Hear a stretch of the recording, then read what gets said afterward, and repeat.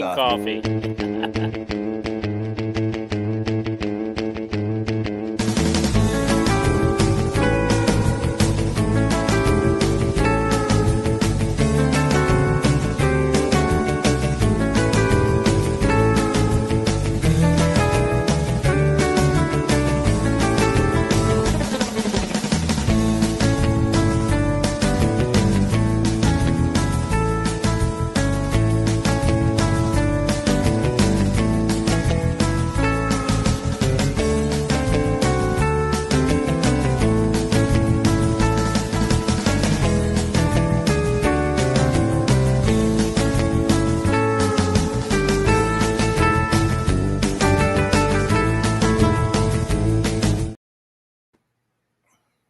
All right, welcome to a Wednesday night edition of Talking Iowa Hawkeye Sports. I'm going to explain this hat in a couple minutes, but as usual, we have to pay the bills with Cocaine Coffee coming up to you right now.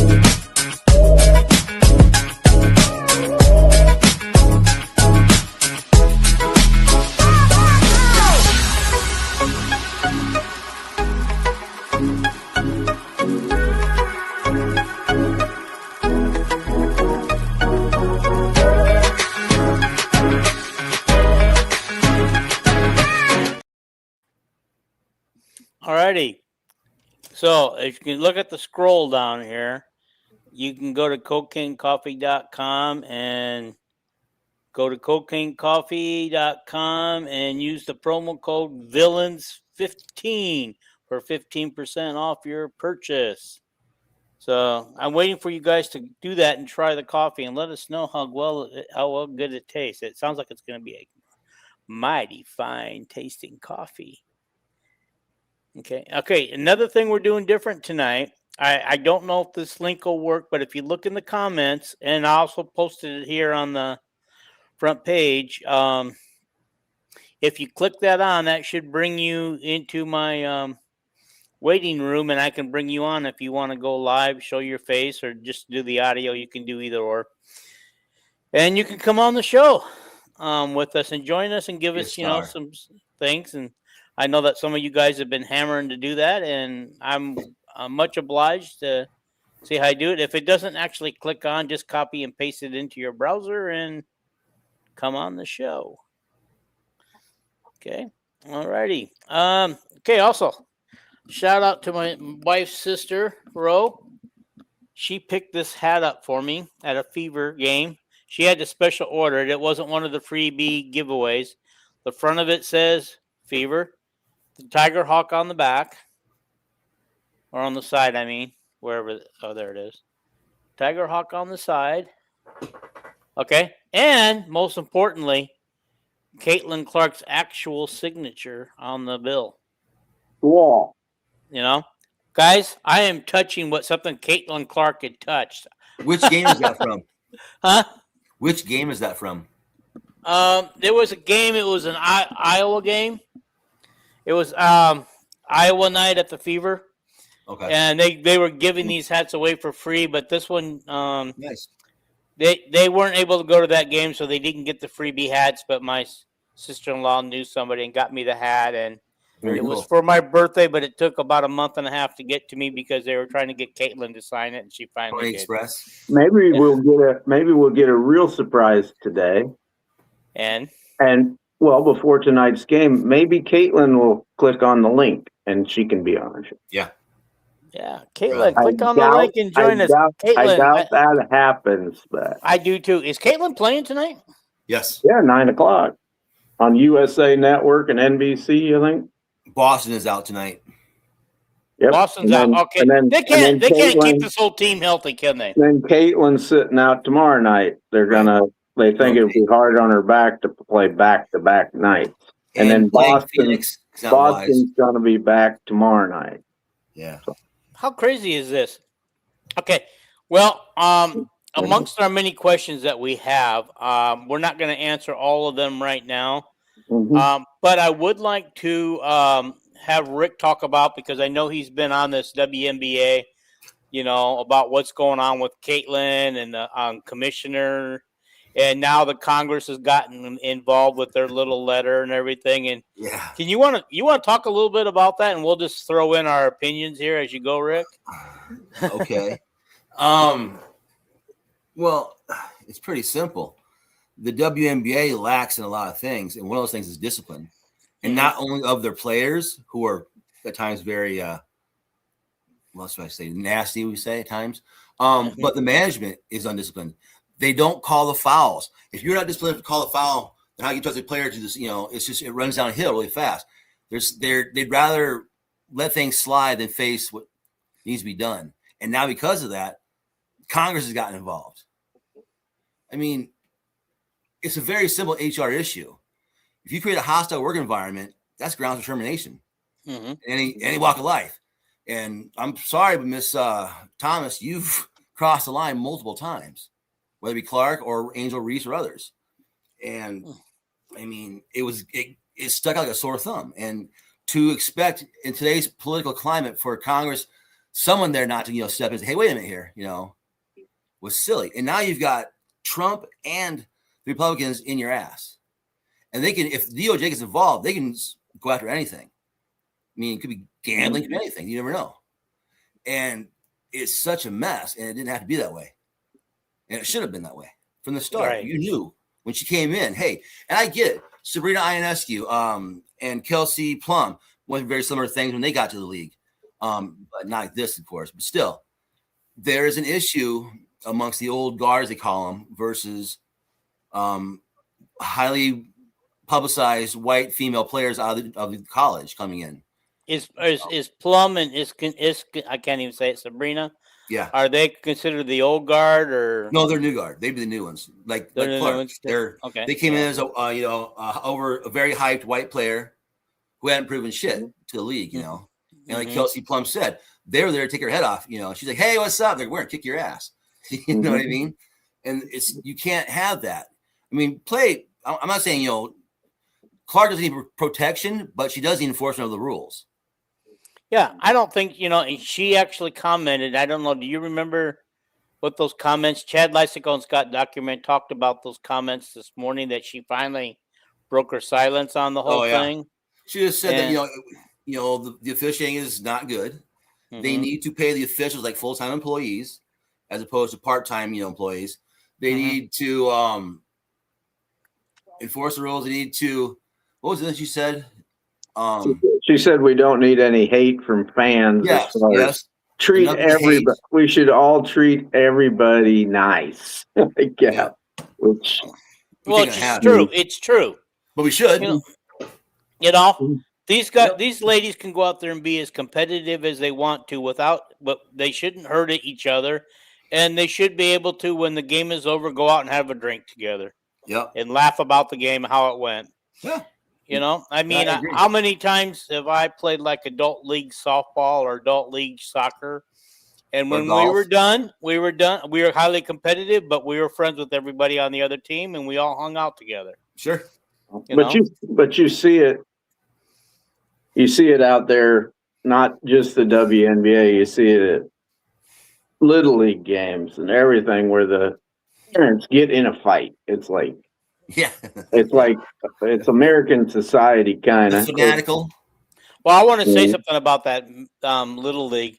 My grandson played this is his second year of Little League baseball.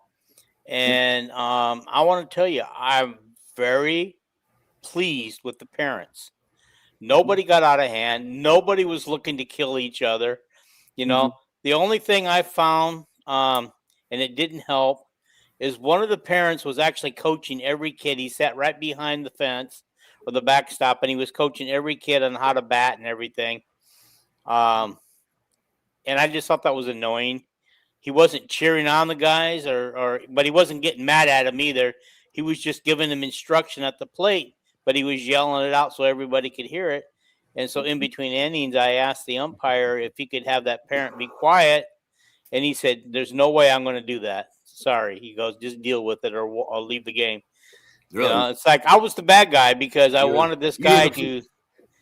You weren't the problem, you were the solution. As in, kick rocks. That's not good.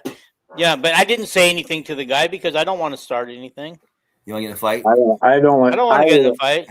I would only said anything if he was bothering some, berating a kid. I had a when I was in Little League, I was like really, really good. And this one guy for the opposing town, he would yell at me during the game.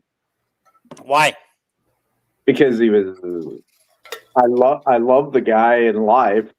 I got to know him later in life, but that was him. That was him. It was like he was treating me like he was a Philadelphia Phillies fan or something. Nice.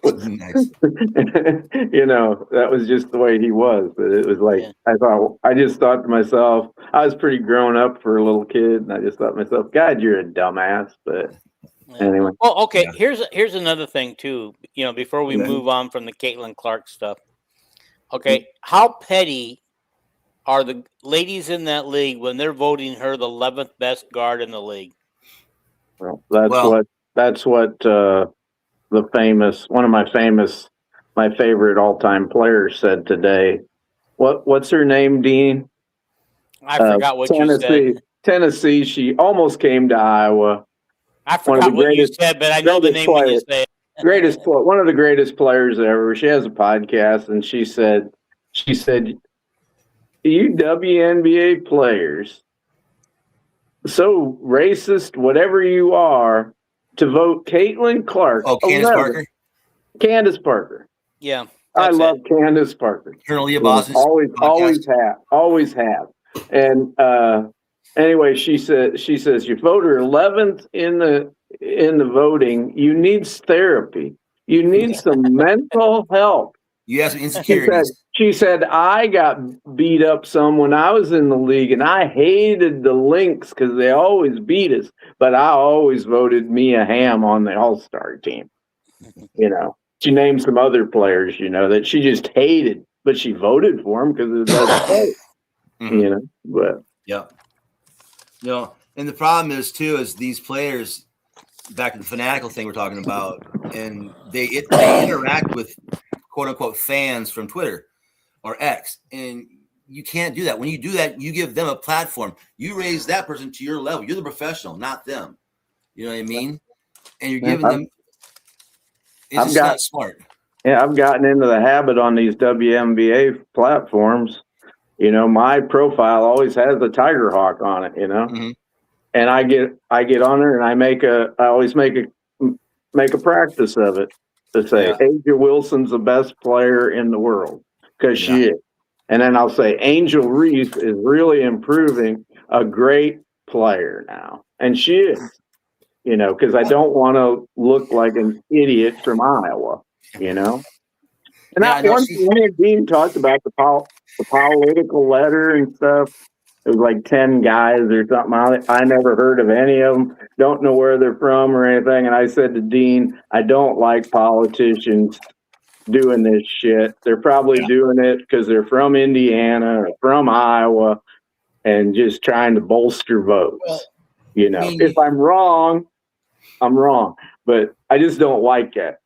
Yeah, no, I hear you. I mean, you figure a certain percentage of the population is the kind of people who would take advantage of Caitlin Clark's name, right? Well, I'm guessing the same percentage of Congress would do the same thing. It's higher in Congress, Rick. Is it actually higher? Yeah, politicians are 90% of saying whatever that will help them get elected. Yeah, of course. But as far as signing the letter, though. It's like Tip O'Neill always said, and Ronald Reagan agreed with it. 90% of politics. No, he said all politics are local. Yeah. Whatever I do, if my voters like it, it's good. If my voters don't like it, it's bad, because if you don't satisfy your home precinct, you're not coming back to Congress. So, Did you see Trump's video about Clark? Who's? I heard what he Trump? said. Who's? Yeah, he was talking Donald Trump, the president. Oh, what did he say? He was talking about how, it was how do you say it was very rough? It was very rough. It was quite an experience to see. Why did it happen for? What are you guys doing? And he was talking about that over soccer or football. So that tells you how. And he talked about soccer too, probably a little too much for America's favor, but I agreed with him what he said about Caitlin. Yeah. I just know that in that soccer game, him speaking up that day of the game and saying, "Yeah, I did call," I knew that. Oh shit. Yeah. Because I knew them two teams were even, and Belgium was probably going into the World Cup rated a better team. Oh yeah, Belgium's good. And I just thought, boy, Hayden Fry would be slapping you right now. Yeah. Getting the other team up. Oh my God. They're a very skilled. Well, let me say this. They're older teams. They're very skilled. Okay, first of all, they won 4-1. So in soccer, that's a blowout. Yeah. Yes, it is. Number two, the United States was never supposed to get past the round of 16. They only had a 10% chance of getting to the round of 8 or Elite 8, whatever they call it in the World Cup. And they only had a 5% chance of getting to the semis. So I believe that. And so, and of course, they had 0% chance of getting to the finals. They ran adrenaline and crowd noise a long ways. Yeah. Well, I'm just saying they got as far as I think they were supposed to. Yeah. From everything I could tell, they got to where they were supposed to get to. They have the athletes now. Now it's a matter of skill to match the others. And a good coach. Yeah, that too. We had what I noticed. I don't know nothing about soccer, but we had just total 3 times it turned into goals, was like defensive breakdowns that they hadn't done the whole tournament. You cannot allow guys to head the ball into the goal from 4 feet away or 10 feet away. Well, that's where the skill comes in. The teams they played prior to that didn't have this kind of skill, whereas Belgium does. As does Norway, by the way. My God, they're good. Norway, when they beat Brazil, they were badass. Who's in the final 8? Who's the final 8 teams? Belgium, Norway, Spain, France, Argentina. Who else? Is it Norway and Holland going to play each other? Norway plays, I can't remember, Spain maybe? France plays. There was 2 teams from up there in Northern Europe that were going to play the next game. They were talking about today. Okay. Yeah. So who do you guys think out of the 8 finalists, who's the favorite to win, since both Germany and Brazil no longer exist and they were probably prohibitive favorites before? All right, here we go. Ready for the teams? Yeah. Yeah, France, Morocco, Norway, England, Spain, Belgium, and Argentina, Switzerland. I would think Argentina. Yeah. That would be a prohibitive favor. And they also got Messi on there. Messi. Yeah. Is he still the only one who scored for that team? No, he scored the second goal out of the 3. Okay. They come back. They were down 2-0 and came back with 10 minutes left and scored 3 goals. Yeah. And which team is Cristiano Ronaldo on? Is his team done? Yes. Okay. I'm pretty sure. Yeah, he had a bad. I'm pretty sure he had a bad match. His last I know before the cup started, I don't know anything about soccer really, but the one of the guys said Brazil is trash this year. They have no shot at all, which I thought, what?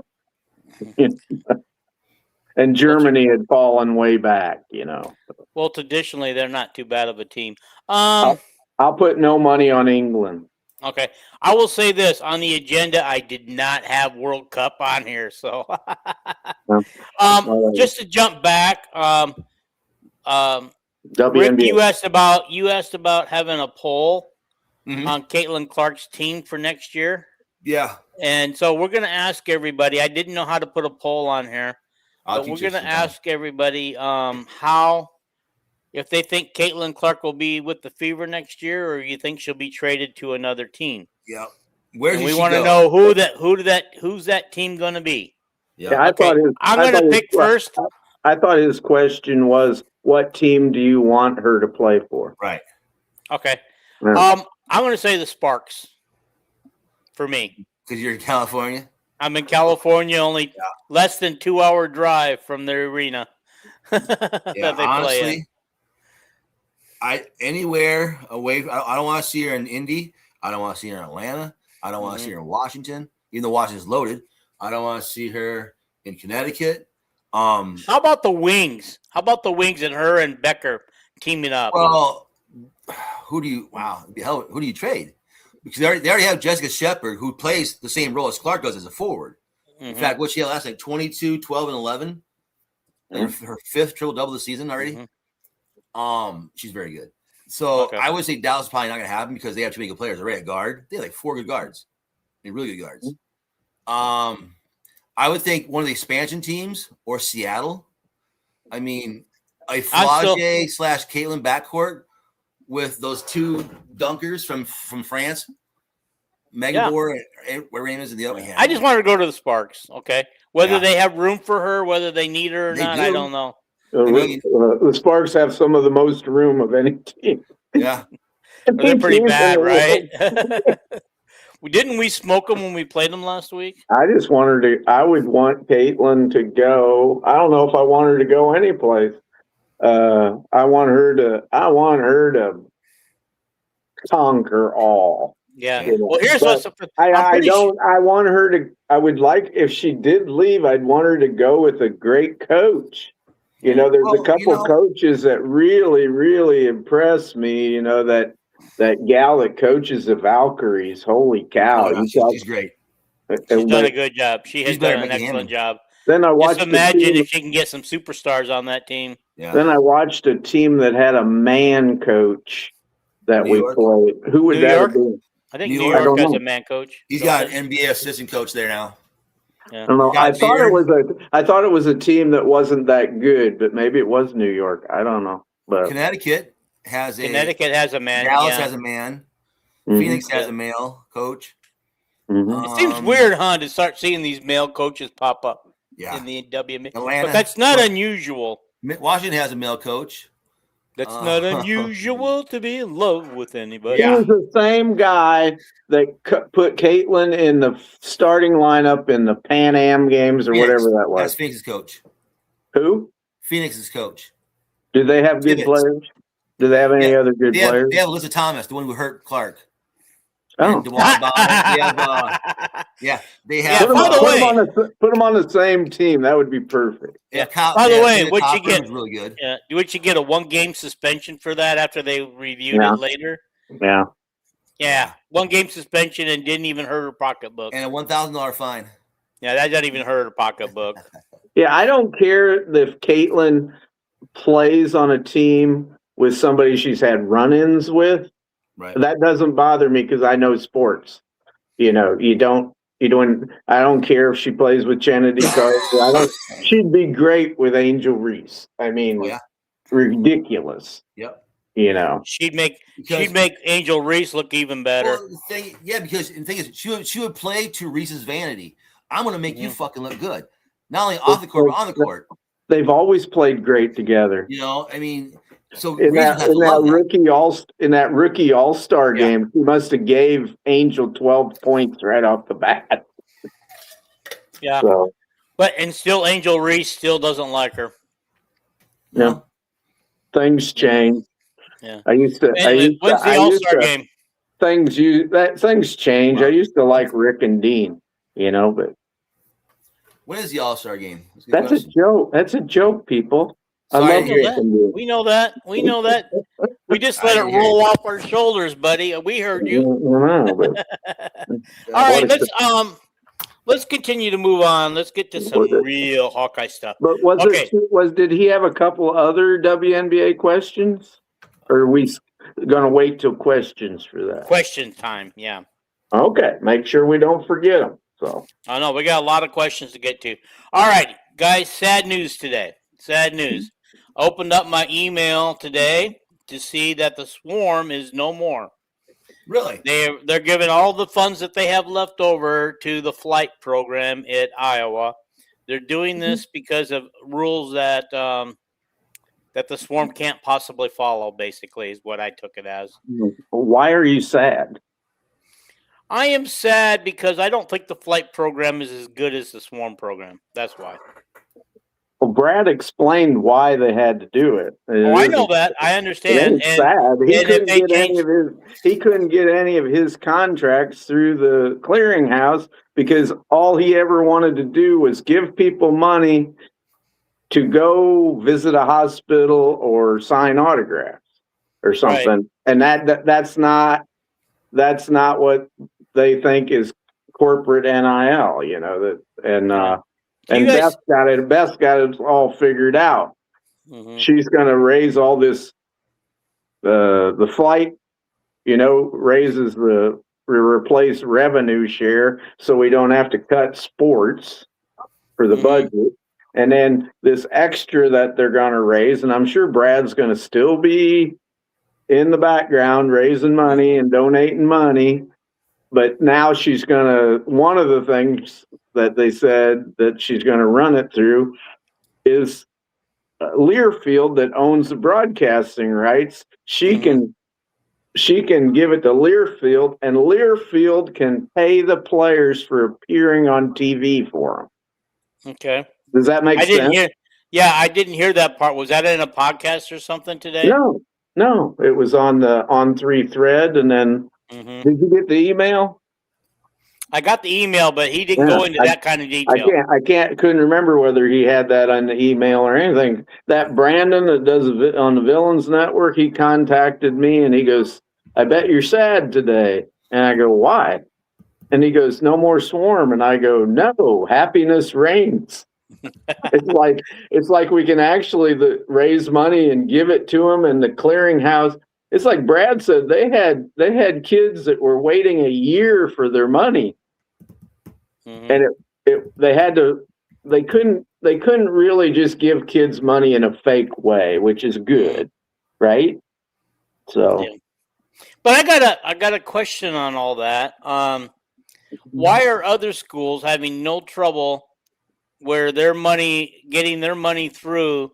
And it's probably double and triple of what we're giving our people. Yet our people can't get minuscule money. Our players can't get the minuscule money because the clearinghouse won't clear them. And I know that Brad has said several times that the clearinghouse takes forever to clear them anyway. Well, I know why that is, because these other schools have these guys that donate money that are heads of big corporations, and they just say that their corporations are paying these players to represent them. Iowa is not lucky. We don't have these guys that own corporations, like a billionaire. All we have is like Caitlin Clark got money and it would go right through the clearinghouse because she's talking for a car dealership. Wait a minute. Or Katie we have somebody who's gonna some big corporation in Iowa is gonna sponsor Iowa State. I can't remember who that is. Really? Yeah, just read it yesterday. Now I can't remember who it was. Probably it's the guys that's been giving money to Iowa State or Stein Seeds, who he's a billionaire in Iowa, and then the Allbaws who own Roundup herbicide, which is none of those. It's none of one of those two. But isn't it sad that that we have two major colleges for sports in Iowa, and corporations have to choose which one they give money to. Yeah. Nebraska's a school that got literally hardly any of their money got approved by clearinghouses. Yeah, but they probably were offering $60,000 and stuff like that. Rayola got a lot of money. A lot of guys get a lot of money at Nebraska, but they had that problem, like figuring out how to give the kids the money. Because anyway. Okay. Well, moving on from that. let's talk a little bit about, God, we haven't talked about men's basketball all summer, and they had kind of a media workout today, and some of them did some interviews. Either one of you, I watched some of the interviews, but there was so much noise in the background, I couldn't really understand what they're saying. Without hearing aids, I wasn't able to hear that clearly. So either one of you watched those interviews. I'm sure you did, Calvin, and what some of the players had to say, because I'm actually quite impressed that it sounds like two of the bigger productive people this summer were Yurok and who was it? Somebody, one of the incoming freshmen.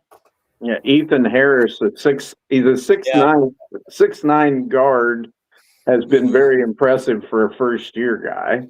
Okay. You know, do you want me to talk, or did Rick listen to any of this, or basketball? We haven't got to football yet. It's still July. Yeah, we're gonna get to football.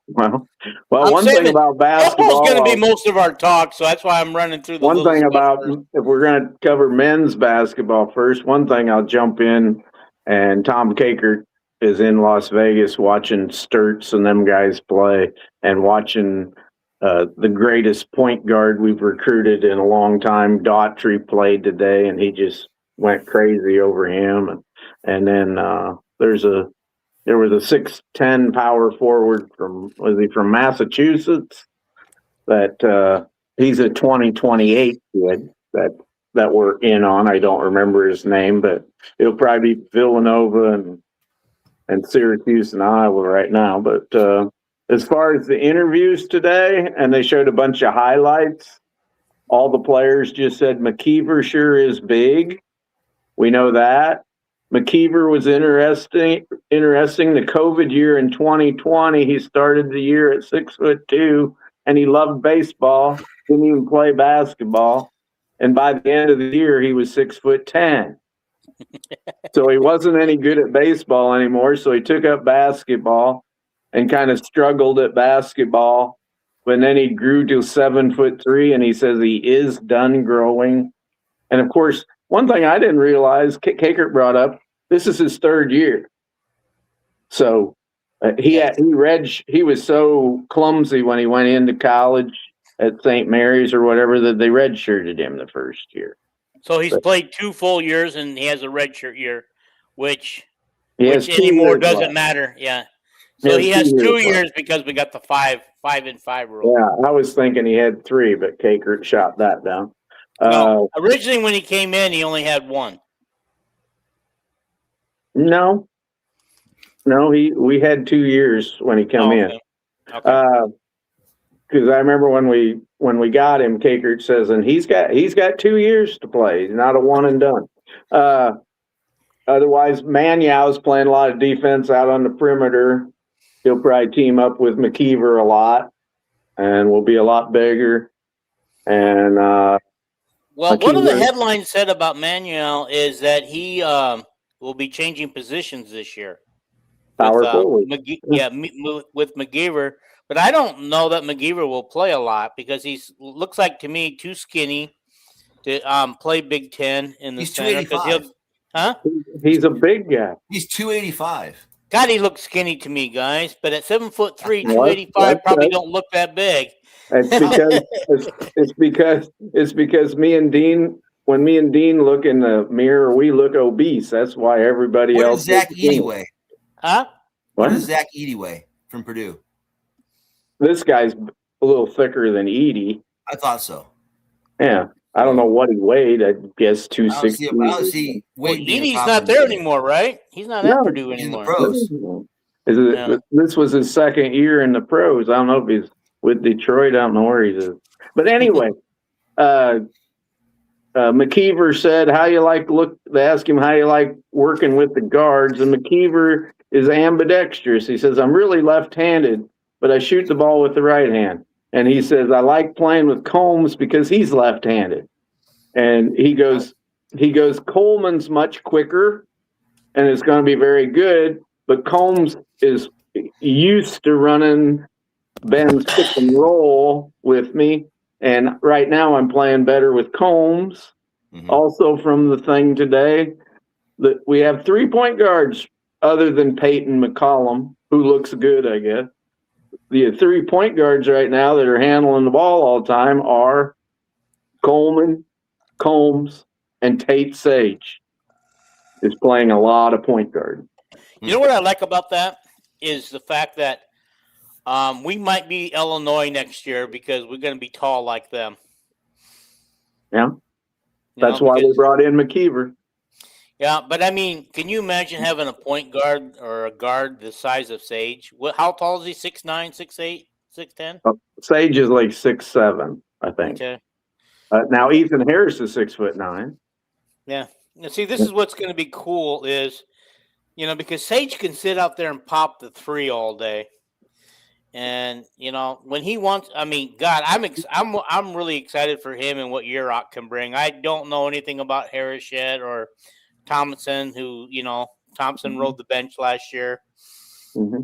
Basically, he still has 4 more years. He can still play 4 more years. Yeah. But at first I thought, what a waste on having him skip his high school year and coming a year early. But the more I think about it, think of how much he learned from the bench and in practices. He still learned a lot to get ready for his sophomore year. But he was kind of teed off at the NCAA today in the interview. Why? What did he say? He said, "If I get 5 years, why did I redshirt?" He said, "What a waste! I could have played in at the end of a few games or something, Which I understood. But nobody knew that 5-5 was coming, right? Nope, we didn't know for sure. Nope. Yeah. So they had to protect his extra year just in case. But I can understand anybody who redshirted this year. They're looking at like, well, why the hell did I redshirt?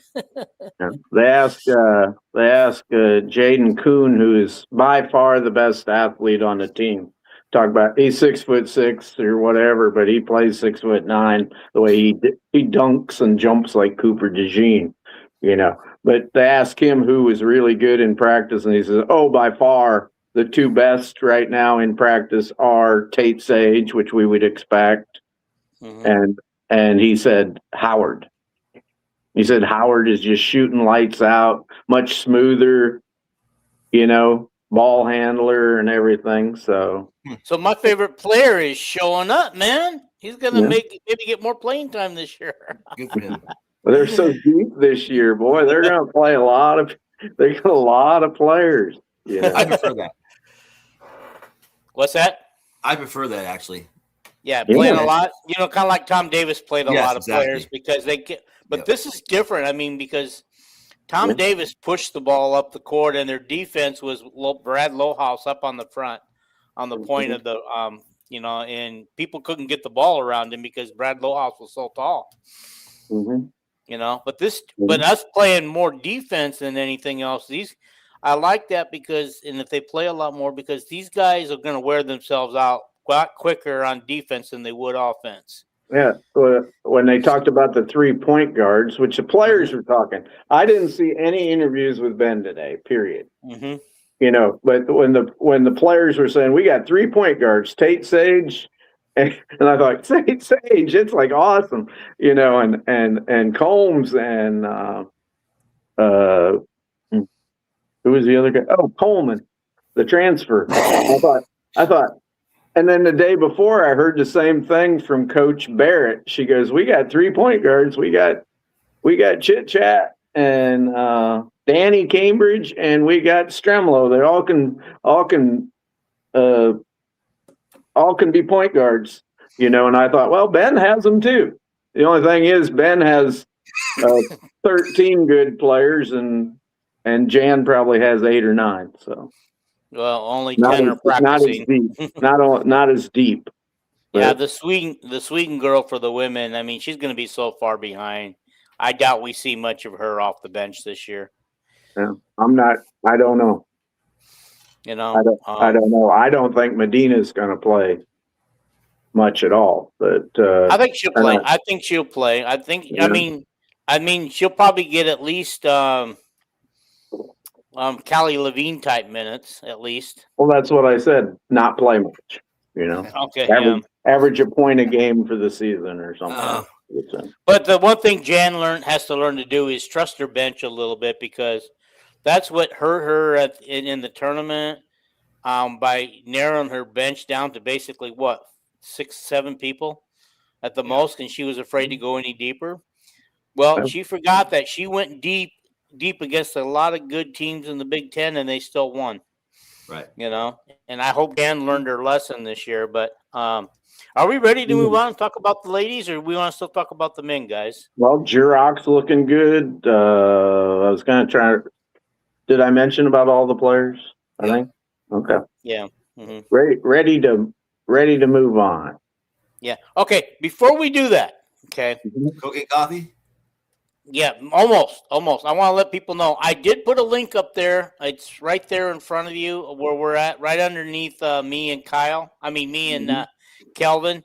Mm-hmm. You guys can join in if you want to come on the show a little bit. That would be wonderful if you could do that. You can actually leave comments and ask questions through the usual way. So far, we're not getting any comments, and we're not getting nobody's wanting to come on yet. So I promise to bring you guys on and read your comments, and if my clicker will allow me, I'll even show your comments. But right now, we have another version of cocaine coffee. Ooh. You know? Yeah. We are part of the Villains Network, and so everybody gets to whatever revenue we get, we all get to split it. There's a lot of people, so I don't expect them.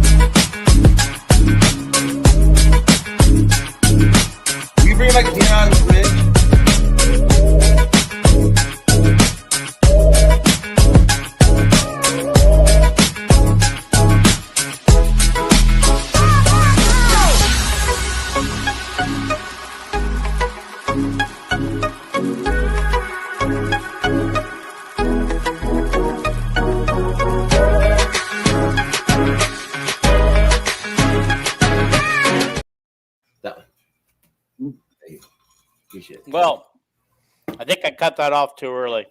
But our mics were muted, and I heard one of you guys talking.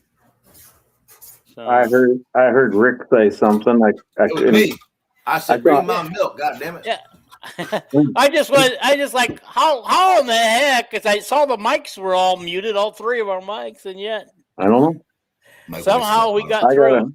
I got up and blew my nose. I don't know if it was subconscious because of the mentioned cocaine or what, but off I went. Yeah, so far, no comments on anything unless they're commenting and it's not coming through like that one day. Yeah. Oh, wait a minute. Nick Slick he said, I might be late with this, but does anybody know why Cooper didn't practice today?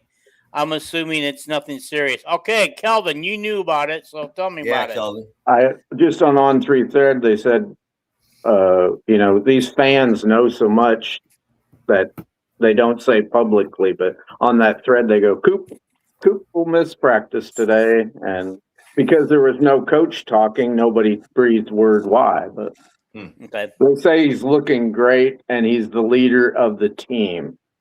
Yeah. Well, I mean, in one of the interviews, they said he was looking really, really good, and I'm thinking, well, then he must have just got hurt, and maybe it's not too serious. He's a third-year sophomore, right? Yeah. I mean, he's technically got 4 years total. I mean, 3 more years considering this year because 2 more. Two more, right? He can only be in college 5 years, so he's only 2 years. But he was a full-fledged sophomore last year because he ended up getting a medical. And he played his freshman year a little bit, got hurt with his injury. Well, he's got 6 years then instead of 5. No, you don't get red shirts. You don't get medical red shirts anymore. Yeah. Okay. So he's already played 2 years. So if out of 5 years, he's still got 3. 2 Different plus years left. Yeah. 3 is he's got Two 3. two after Third this year. year. This is his Yeah. third year. Yeah. 2 after this year. Okay, I'm including this because he doesn't start till October. Yeah, but I don't think there's anything major wrong with Coop. Okay. And just because I expected Ben to talk like Jan did yesterday, but Ben had a lot more players. He's having 7 can be interviewed this week, and the other 7 can be interviewed next week. So he's had a lot more players to interview than Jan did. Yeah. Well, I like let's get into the women now that we're there. Mhm. But I listened to part of it to the Bria Cambria interview a little bit. She had a hard time hearing the questions because she was struggling to get the questions answered. And I don't know who the interviewer was, but he kept asking the same question somebody else asked her when she first signed with thing and wanting her to repeat the same answer she gave before. And it's like, couldn't you come up with something different? Yeah. But each player, there was like 3 different interviews for each one. And a lot of them were completely different interviews than the other. I like that. So I listened to every one of them. I just found one on YouTube for each. I'm assuming that Chad Lysicle didn't get his up because he did say in our email or text message that he would get those videos up soon, but I don't think he did. So I don't know whose I was looking at. I shared all of them on our messenger. Okay. Like if there was 2 or 3, I listened to it, and if it was different than the other one that I'd sent for Bria, then I'd send it. I thought it was very interesting. In high school, she ran the Lisa Bluter 4-out offense, and they called it the Iowa offense. Iowa. Let's run Iowa. So. So hey, she comes in with an advantage. Maybe she'll get a few more minutes. Maybe she'll get Addie Deal minutes. They ask her how she's doing in practice, and she goes, "Today was my first live practice," because she broke her nose. They didn't let her practice for a while. Oh, really? That's funny because when Kelly Levine broke her nose, she got to practice and play in all the games with her broken nose. Yeah, that was tough. Yeah, I'm gonna miss her. I can't. I got to figure out how to watch UNI games this year. If you guys can help me figure out how to get UNI games, ESPN Plus. Oh, there you go. There you go. And I get ESPN Plus for free. Don't you have VC? Yeah. You can look up any game on that VC. Yeah. And it'll play. I'm not used to having that much available to me. Missouri Valley games are on ESPN Plus. Yeah. There was, I will have to say this, I don't remember when it was, but there was one Fever game I was not able to watch on it because it was nowhere on my system, and I searched like crazy to find it. So I don't know if that was like maybe on a WNBA, because they don't have WNBA on there. No. But anywho, moving on. I want to say that was about the only information from Bria that hadn't been regurgitated over and over and over again when she came to Iowa. Yeah. Yeah. Because they're all like, "You're a Division III player. What's it like?" I can't wait. Did you play in front of like maybe 75 people? And what do you think it's going to be like to play in front of 15,000? Yeah. I can't wait till we start talking about the star of yesterday, Journey. I earned my minutes, Houston. Did she say that again? I know she said it earlier. No, I say it all the time. Oh, okay. I say it all the time. I want an NIL shirt come out with it on. So it's the greatest thing. It was her jab at everybody that transferred. Well, I know that it was a kind of a jab at everybody, but it's really at Deal. It's more at Deal. That's your take for it. Yeah. I bet it's at Emily. It's at all of them. I'm gonna play. I don't want to play because I ain't starting, and I got to have minutes or I'm transferring. I will say this: when I saw Journey's video today or yesterday, she has definitely lost weight. I don't know how many pounds she's lost, but she's look slimmer and trimmer than she did last year. And she's not my favorite player because she was local. I was not that high on her going into high school. She's my favorite because I earned my minutes. That's why. And she plays great. She averaged 10 minutes a game playing, no, not 10. She averaged not even half a game playing, and she averaged 5 points and 5 rebounds. Yeah. Shot good percentages at every spot. And then yesterday in practice, she didn't miss 3-pointer. And like Dean said, she has lost a lot of weight. She looks like a guard, so. Yeah. Jan's got a good problem on her hands to figure out her starting lineup because they probably have 7 starters easy, maybe 8. Yeah. I don't know about that. But I want to I got to back up here a little bit. I just want to remind people that the link is there. You can click it on or copy and paste it in your browser, and you can come on and join us if you'd like to. Or you can click on the link on the comment section, or you can just comment like Nick Slick did just here a few minutes ago. Mm-hmm. There's a lot of ways you can do it, and so there's a lot of ways you can participate in. And we this is really, I don't know, is somebody else on live tonight that we're competing against? Because all of our regulars are not that are always commenting all the time are not here commenting tonight. No. It's summertime. Yeah. You don't know what's going on. If you want to watch PCA hit 2 home runs in a game or whatever, you got the Cubs on right now. So WNBA's on. Yeah. And my Angels, are they on? They're usually on around 6 o'clock here. Oh, you want to talk about any? You guys bring up players, what you heard about the women or anything? I watched a video today of the practice, and what I saw Ava hit a layup. What's the one's name from Alaska? Layla Hayes. She missed she had a nice little floater she missed, and then she passed the ball off a guy's foot, one of the defender's feet, and then girl from wherever, dark-haired girl, long braid, ponytail, she passed out, bounced out someone's foot, defender's foot. Then Carnegie, they were doing a countdown to 0, and she shot an air ball. And then the blonde girl, new blonde girl, I can't remember who she is, from where's her name from? She's from BYU and shit or something, or Oklahoma State. Oh, Amari Whiting. 3-pointer. Yeah, Whiting, yeah. Mm-hmm. They say that she's been hitting those threes consistently this summer. They looked like a team. They were all the newbies pretty much that were playing, other than Ava. And you could tell they need some time to gel together. They really do. And I also heard through the interviews that Chit Chat is just taking over as a team leader and is being more aggressive. And I think one of the things that hurt her earlier in the season is that she wasn't taking charge the way she needed to. A point guard, I don't care how old you are or if you're new to the team, if you're going to be point guard, you need to take the team over. You need to put the team on your shoulders, and you need to direct traffic out there, much like Caitlin did when she was here. Yeah, last year was her first time as a regular starter too. Yeah.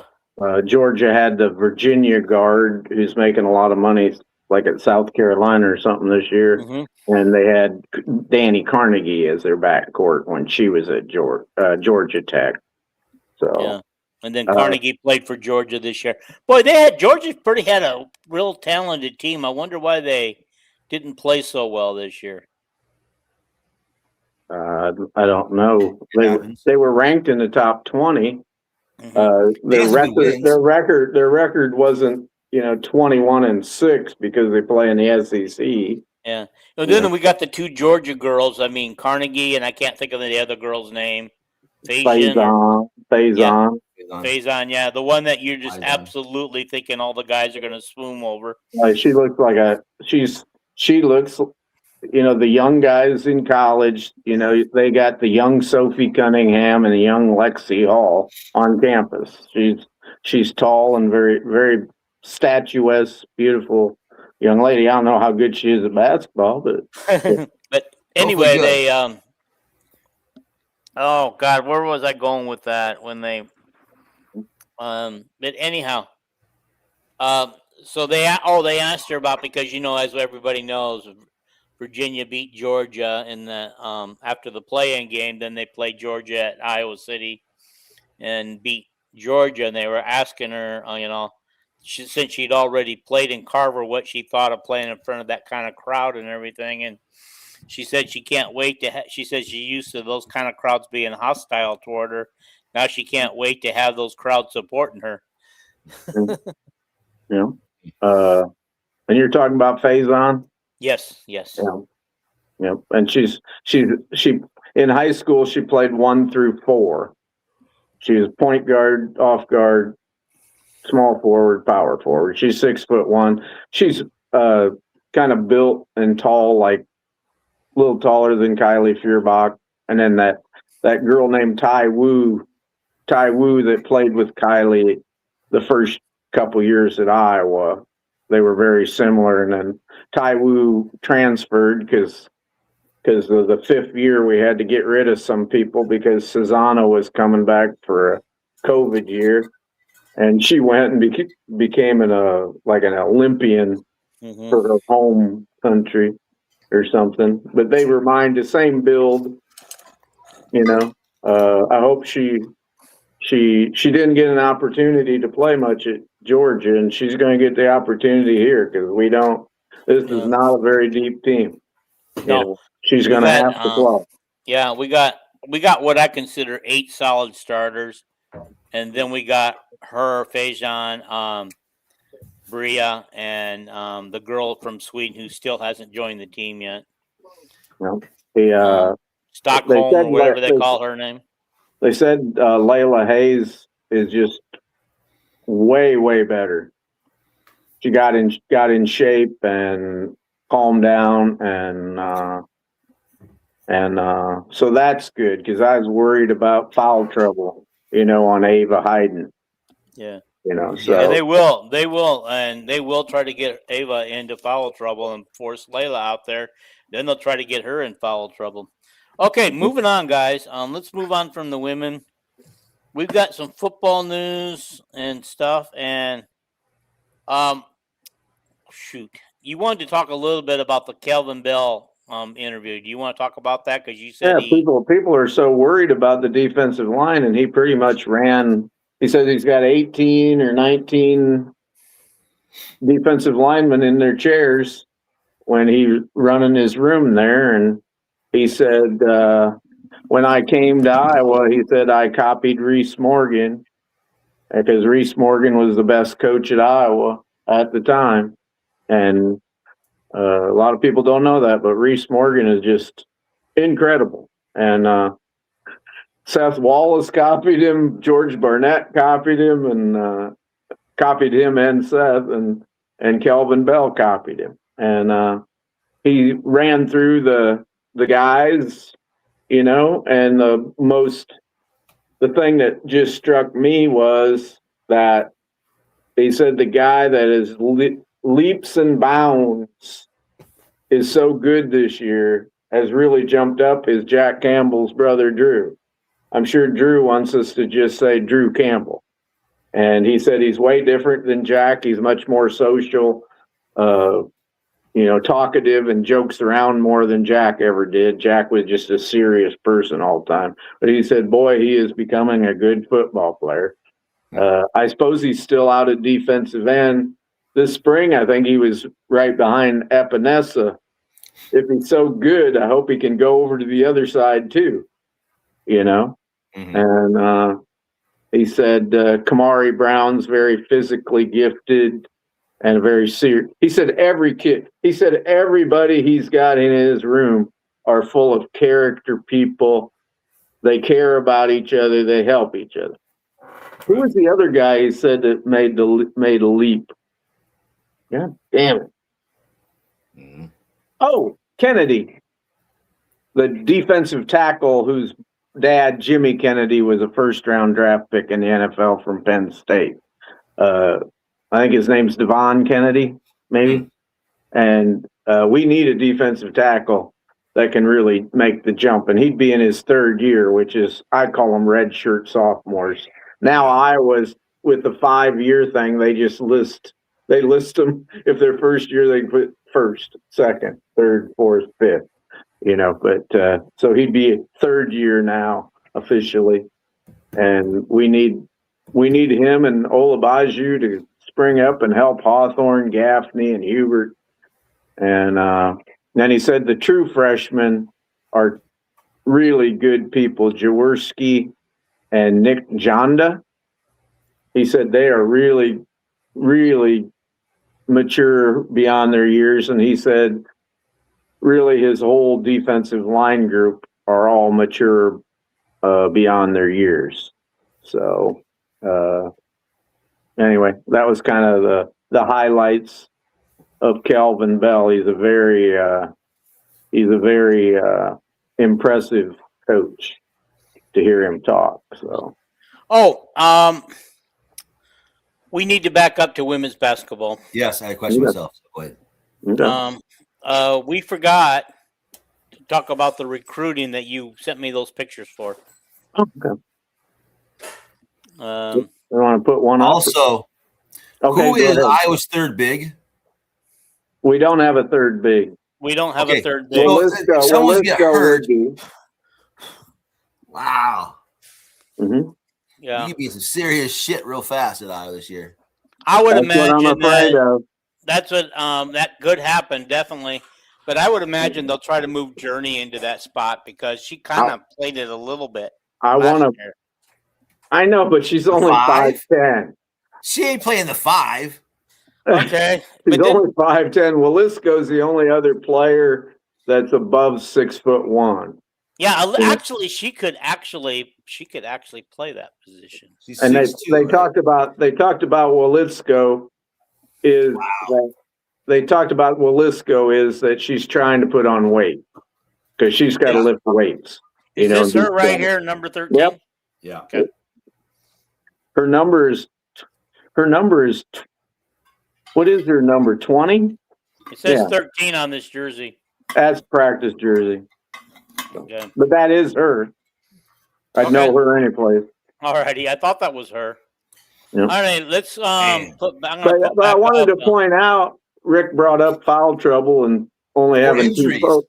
I wanted to put up, it's like when Jan said, I think we can get by with 11 players. Well, a couple of them might not be that good. Maybe 3 of them ain't that good. I don't know. But it's like if you get 3 in, there was a time last year when we had 3 players down at the same time. It was Emily Rodriguez, Mulaney, and Chit Chat. Chit Chat had whiplash and a concussion. Yeah, it took her a while to get back, but when she came back. Oh my gosh, she came back. Well, I know that, but this year, if we have 3 go down, it's like, now we got 8 players, and 3 of them might not be any good. Let's go lose to Northern Iowa. Mm-hmm. Which can happen. I wanted to point out when he mentioned only having 2 posts is if we'd only had 2 posts in both years we went to the national championship game, we wouldn't have got to either one of them. Right. Because Cesano got in foul trouble, Stokey got in foul trouble, and O'Grady had to come in against Cardoza, and O'Grady played great. Also against Reese. She outplayed Reese for about 10 minutes. I was going to say, and then the other year where they beat LSU to go to the Final Four, they would have never made it to the Final Four that year without that deep. I wish there was some 6'5" girl walking around the Iowa City campus and just say, "Hey, did you ever play basketball?" No. Well, come on out. You're going to start. You stand in the middle of the paint for a little while. And can you foul somebody? Hack somebody in the arm. More likely, if she's never played basketball before, she'll foul somebody. 2 or 3. That's too bad. Okay, what do you got up there? Is that Jada Soibert? Yeah, this is Jada Soibert. Yeah, number one player in Wisconsin. Yep. Point guard, off guard. Pretty tall. I think she's 5'11" or 6 foot. She's committed. Yep. Yeah, we have her. She's coming. Yep. You know, I'm surprised that Wisconsin wasn't able to keep her. To be honest, with you. Wisconsin never wins recruiting battles. Maybe till now. Yeah, but now that they're starting to improve and getting some players on there. Maybe. Okay, now this is the other girl. I should think she's in the 2028 class. Where does she rank? 'Cause I can't see. There's two of them on there, but these are just a listing in Wisconsin. Yeah, Giraffe, who's a 6'2" guard who can dunk, should be one of the greatest players Iowa's recruited. If her and Nation Williams both came to Iowa, holy shoot. I still think we're going to get Nation Williams. I really know do. you say that. Anyway, she's the number 8 player in the country and rising. Yeah. Nobody knew much about her, and then Iowa started recruiting her, and everybody's recruiting her from UConn to every place now. So it looks like to me like she's the number 1 2028 player in Wisconsin. That's right. She ought to be. And then the third player on there, is it Brittany Ketterberg? I think it's Kinsley Ketterberg. She's the number 3 player. Yes. She's a 6'1" guard from I think it's Oostburg, Wisconsin. Her dad's the coach. And she'd be about the 30th player in the country. And she announced her 10 schools, and Iowa's one of them. Of course, there's Illinois, Wisconsin, Minnesota, and then some schools that are major schools. I know Marquette's in there and everything because she's kind of a Wisconsin girl. The bad news is her sister signed with Wisconsin last year, so maybe she'll probably end up going there unless they don't want to play together. That's her there. That's her offers there. Iowa State, Michigan Iowa, State. Penn State, Minnesota, Virginia Tech, DePaul, TCU, Missouri, and the other one says GB. Is there a Green Bay college? Green Bay, Wisconsin, Green Bay. Okay. I see Kansas Michigan State's on here. Michigan State. I can't read that last one. I can't tell. It's right in between Iowa State and Green Bay. Iowa State and Green Bay. Yeah. That's Marquette. Okay. Coached by another Iowa. Oh, I said Penn State. That's Kansas State, huh? Dang on. Well, they have similar. They have a similar logo. Except Penn State is never purple. Yeah, that's true. They're not a purple team. The purple people leaders. But anyway, that was my little markup on Wisconsin prep girls. And anyway, we'll take any of them.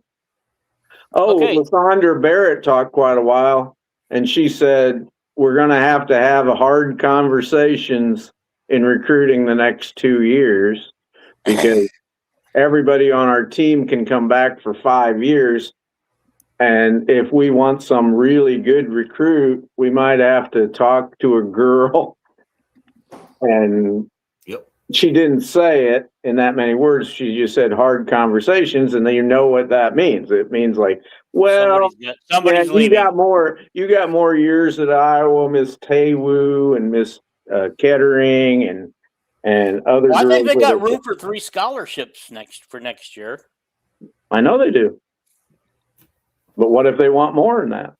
Well, they get a 4th, and they just have to. What if you want Nation Williams, Smith from California, and Manyao, and Soyberg? That's 4. Yeah. Soyberg's already coming. Yeah, Soyberg's coming already. So I know that, but you aren't going to turn down Nation Williams. No, you're not. Well, can you imagine with what we, with Velisco and if those other 3 or 4 would come for next year? Can you imagine how good in about 2 years Iowa will be? Yeah, we ought to be really good this year if we just have a little bit of help off the bench and we avoid injuries, and we should be great the next year.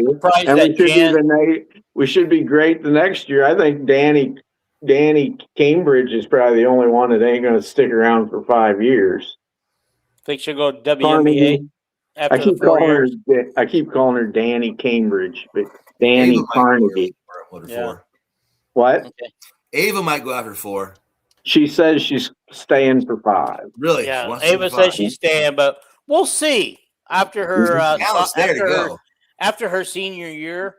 We'll see. She might be, her What's age her and stuff major? might have her. The thing about Ava is she says she's 6'4", which she isn't, and that is not a great height for a center in the Be a boss. WNBA. It's like Layla. You know how I know Layla is not 6'4"? Because Layla or Ava? Ava, because Layla does this podcast, and Layla asked Tate Sage how tall he was or something, and Tate Sage says, "Well, I'm 6'7", and he goes to Layla, "How tall are you supposed to be?" Because they had stood up together, and Layla let out the secret. She says, "Well, I'm supposed to be over 6'5", but I'm really 6'3 3/4". So I know Ava ain't 6'4" then, because I know Layla, when they stand together, Layla's taller. So. Yeah, just a little bit. Mm-hmm. All righty, guys, let's move on to our questions. Okay. Okay. I know that people are just waiting for our questions, and you guys can add your own questions, because I was hoping I posted all over the internet today to ask you guys to post some questions for us. Unfortunately, you guys did not, but Mm-hmm. I was hoping you still would. But in that event, all 3 of us came up with some questions Mm-hmm. to ask. Okay. Somebody made a comment, and I want to ask this question to everybody. Is Caitlin Clark a negative effect on her team because they seem to play better when she's not playing? Is she a negative effect on her team? Is she a negative effect on her team? Yeah. I don't think she is a negative effect on her team. I think the effect of her, like a butterfly effect, is becoming negative more and more by the day. Okay. Mm-hmm. And that's a sad thing to say, but it's true. She could have been the great uniter, and now she's become the great divider. Yeah. But so yeah, it depends how you're asking. As far as she goes, honestly, she's having her best season of her career right now. Well, it's only a 3-year career, but points wise, she's got what, almost 20 points a game, just under 8.5 assists. She's like the 3rd or 4th leading scorer in the WNBA second in assists right now, behind Thomas. Yeah, I mean, she's shooting well. Yeah, and yet she still managed to be a starter, though. She still managed to be a starter in the All-Star game, even though this is what drives me nuts about Stephanie White and trying to change Caitlin's game and to make her more of a 2 guard than a 1. Mm-hmm. She's no longer rebounding like she used to. She stopped rebounding. She's not aggressive anymore for rebounds. Right. And the big thing about her rebounds was she's rebound, boom, she's in the fast break, right? Yeah. Now she's waiting for the forward or center to get the ball to then pass to her so that she can go, okay, now pass it to you. And it's wasting a second every play, right? And that's a huge, when you're trying to make fast breaks over and over, 3.5 seconds, they say, that's a big amount, that's a large amount of time to be wasting. Yeah. Well, they got, like Lisa Bluter said, you just got to let Caitlin do her thing. Right. You want to win, let Caitlin do her thing. She knows what she's doing out there. Caitlin needs to be less demonstrative on the court with the refs.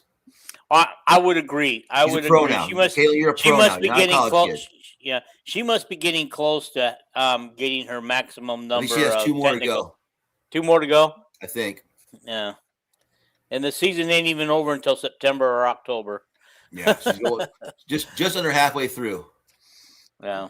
They have 24 games left. They played 20. Yeah. Okay. All righty. Keep it on the Caitlin Hey, Clark thing. Do you want me to answer the question too? Yeah, go ahead. Sure, go ahead. Go ahead. I'm sorry.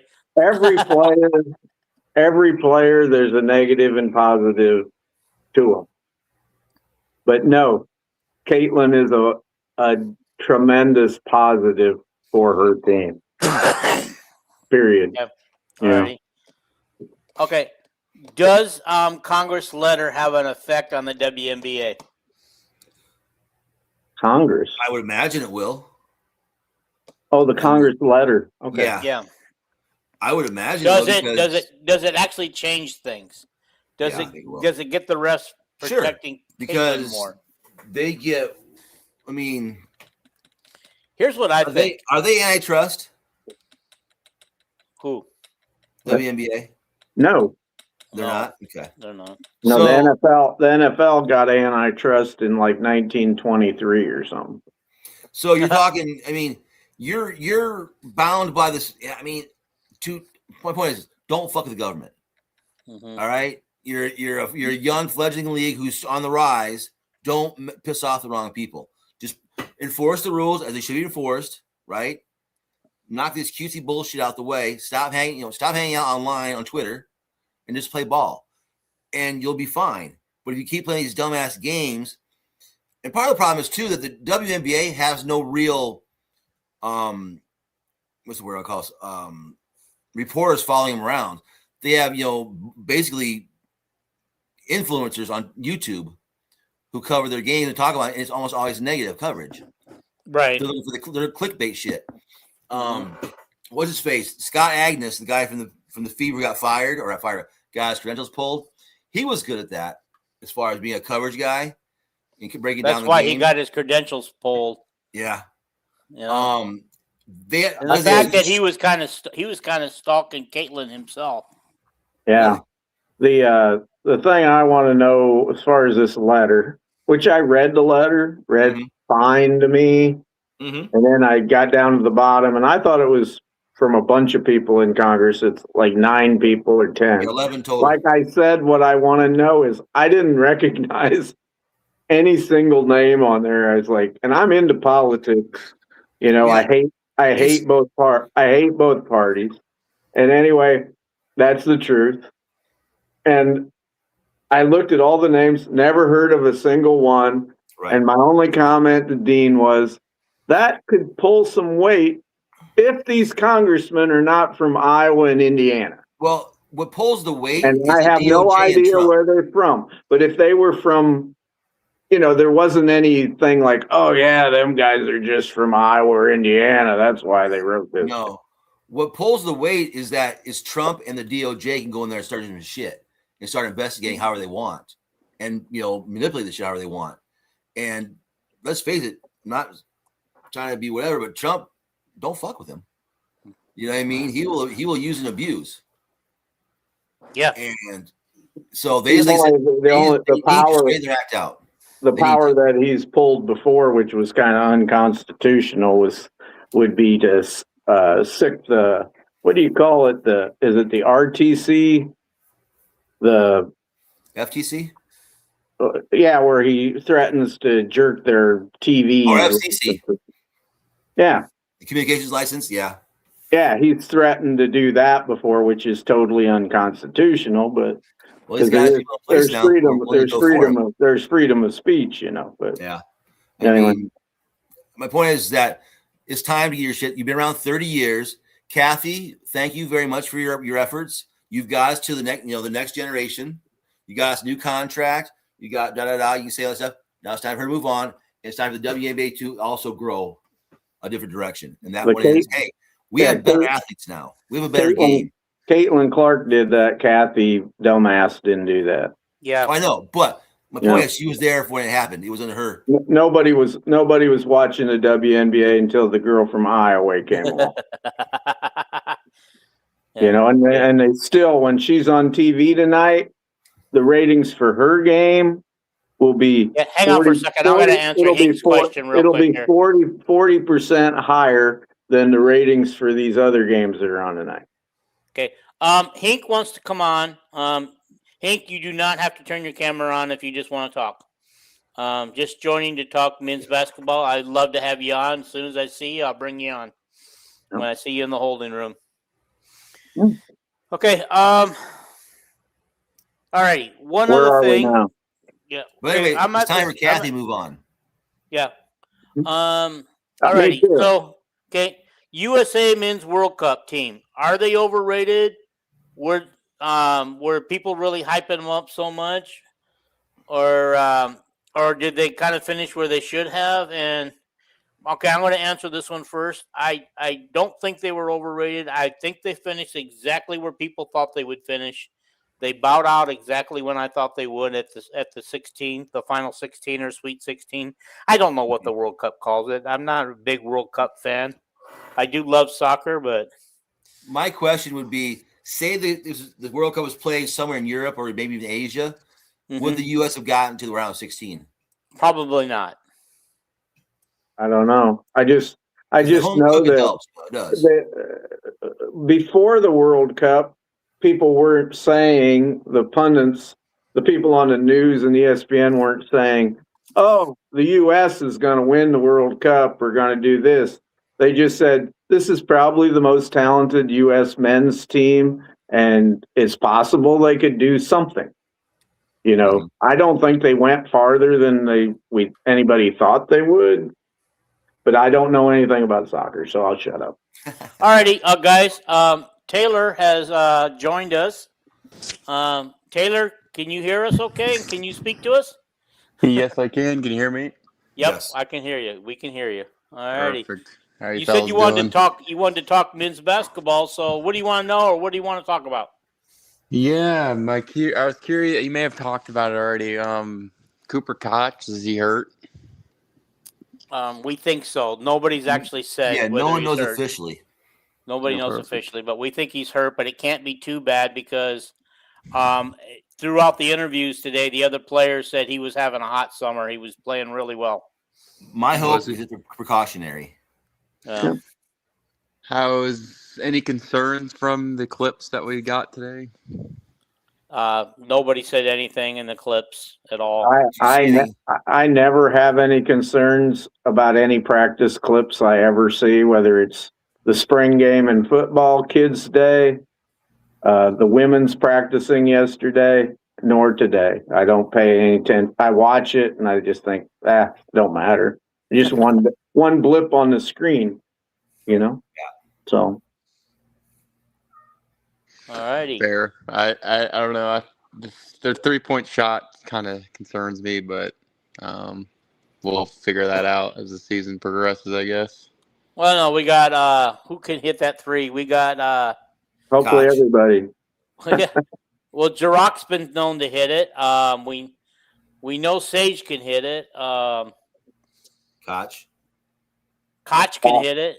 Koch can hit it. Trey I always want to call him Cook. Trey Thompson's supposed to almost never miss, according to the coaches. Yeah, that's what they said. It's like, Hey, Taylor. What's up? Question for you. Mhm. We ask this of ourselves quite often here. So who is your starting five for Iowa this year? Starting five, I'll go Cale Combs, Tate Sage, Okay. Cooper Koch, Cam Manyow, and Andrew McKeever. All right. I think we've all picked the same one. me, We're I pretty did not consistent. pick McGeever, guys. I still think he's a year You out. didn't? Really? He led the. That's a pretty good league out there, isn't it? Dean, WCC, yeah. you're from out there, aren't you, Dean? From out where? We're out where St. Mary's play. Isn't it called the Western Conference or the WCC. something? I mean, he only played a little over half of the minutes of the game, and he led the league in rebounding. That's pretty. We paid him a lot. I feel like he ain't gonna ride the bench. Yeah. So that's the West Coast Conference they play in. I think Cal Yep. State Bakersfield plays in the West Coast Conference as well. Mhm. Yeah. Yes. Okay. So I He probably played with Gonzaga, that conference. yeah. Okay. So yeah, then Bakersfield's not in that because they don't have Gonzaga in their conference. Okay. Yeah. I Bakersfield think they that's gonna moved be a up to 5. Division One. Yeah. And I think Tyreek Coleman's a year away from starting. I don't think he beats out unless he beats out Cale Combs. I don't see him beating out Tate Sage. He looked like he was on today. You know Where what did I Coleman think? transfer from? Illinois State. Okay. You know what I think, T. Hink? Yep. I don't think anybody's going to beat out Caden Daughtry at Iowa. So. Yeah, you're probably right. He ain't even committed yet. I've What do you seen mean him you gonna beat him out? He ain't even He even loves committed yet. he loves Iowa. It was Iowa and Michigan all the time. Now I guess UConn's in, and then the Michigan coach leaves. Well, he don't even know who the Michigan coach is really going to be a year from now. The You know, Michigan coach the fill-in guy, he's going to be fired at the end of the year anyways. They're going to go get some hot shot coach. yeah. Because they learned their lesson with their fill-in football coach when they hired him permanently. Yeah, but of course they had a fill-in named they had a fill-in named Steve Fisher that was pretty successful. But always trust a Fisher. Anyway, what was I going to say? Anyway, I seen Caden Daughtry a little bit highlights in that World International 17 and under tournament. He looks just like, and maybe you old or young guys wouldn't know, but Kenny Anderson. Kenny Anderson was out in New York and he went to Georgia Tech. Yeah. Back in the 80s. And boy, you talk about, he is just smooth. You know, that's the word. They were calling, right? Yeah. Nick Slick, he's commented, he said, Jaden Kuhn stood out to me in practice clips. He's a great athlete and made some nice defensive plays. So he's the best. Him and Tate Sage would be by far the best athletes on the team, I would think. Yeah. Now, he was originally committed to Creighton, right? Until his name retired. But I saw something that he also tried to commit to Iowa State, or was Iowa State trying to get him as well as Iowa, and he took Iowa. He said today in his interview, Iowa was always my dream school, but cool. I decided too early, and I went to Creighton because that was Creighton's a big name school, and you get a lot of money to go to Creighton. Mm-hmm. And he's very happy that the Creighton coach retired, so that opened him back up, and he could go with his. He said him and Ben McCullum, their family friends up in Storm Lake, are the same people and everything. So he's very happy. I remember that. Yeah. You know? His uncle played with Ben back in the day, I think is what he said. Okay, really? So one of the questions we have is about the men's basketball. So here's what I'm going to do, as long as we still have Taylor and we're talking men's basketball. Let me find that question that I can ask. I sure ain't used to the T-Hink being called Taylor. That's the real name. Me and T-Hink have been on Zach Heine's show together before. And, I came in on my other account. Normally I'm under my actual Facebook account. Usually have a bio picture. I don't know why it's not showing up. T-Hink, as long as I've been trying to get him on for months, as long as we can go through our questions and he can give his answers too. Yeah, he's welcome to stay. He's welcome if he wants to stay on. So. Yeah, I have nothing else to do tonight. It's raining here in Central Iowa. So, alrighty. I can't find the basketball question I was looking for, but it was basketball question. Yeah, I had a men's basketball question on this list, and I can't find it now. Who will stand out? I wanted to know who will stand out from the men's team and who will stand out from the women's team. Yep. Okay, and don't say Ava for the women's because she's expected to stand out. I want to know who steps up to the plate. I'll go last and let T-Hink and then you guys go. Okay. Stand out for the men's basketball team. I'm gonna go with the obvious, probably Tate Sage. I like that choice. I do. I was going to say between Sage and Cooper. Yeah, Cooper would be a good one too. Yeah. Mm-hmm. I'll go McKeever. Okay. Depends on what you mean by stand out, but I've answered on other podcasts that the leading scorer will be Cooper Koch. I think pretty easily. He's a streaky shooter. He'll be our Price Sandiford. Yeah. I was just going to compare him to him. And I said, have you ever noticed that our hot three-point shooters are always streaky? They get on a roll. Jordan Bohannon was a streaky shooter on the three. Gabby Marshall, Caitlin Clark, all of them.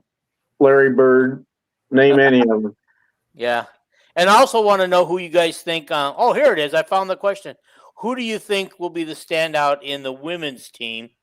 Mhm. And I don't want to, like I said, I don't want to hear Ava because she would probably be the obvious choice. Well, people are going to answer the question the way they want to. Go ahead, T Ink. You know, I haven't paid much attention to the women, to be honest Okay. with you.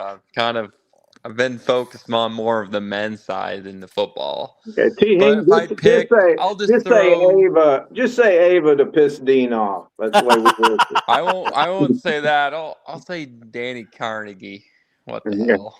Yeah. Again, I like that choice. For a person who doesn't Mhm. pay attention, I like your choice. Okay, Yeah, Mr. I Drake mean- guy, who do you got?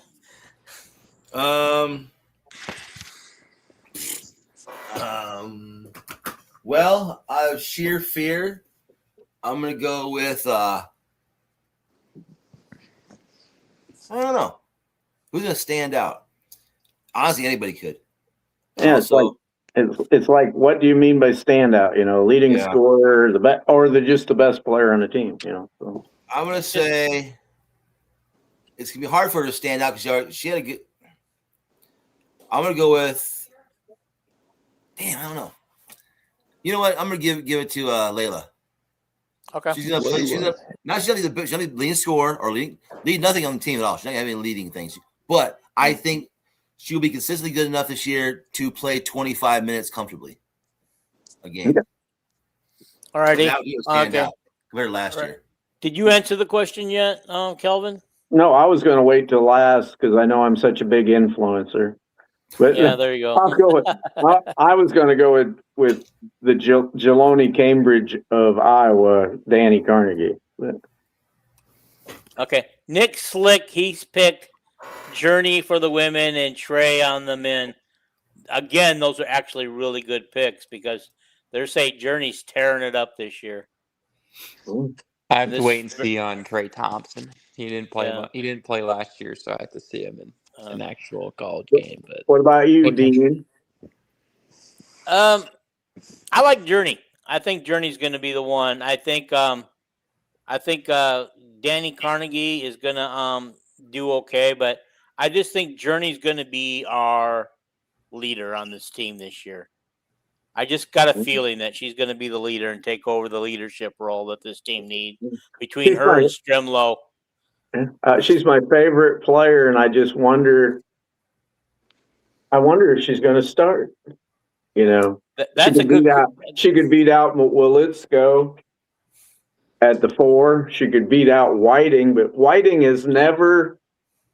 This is her 4th year, and she has never not started a game.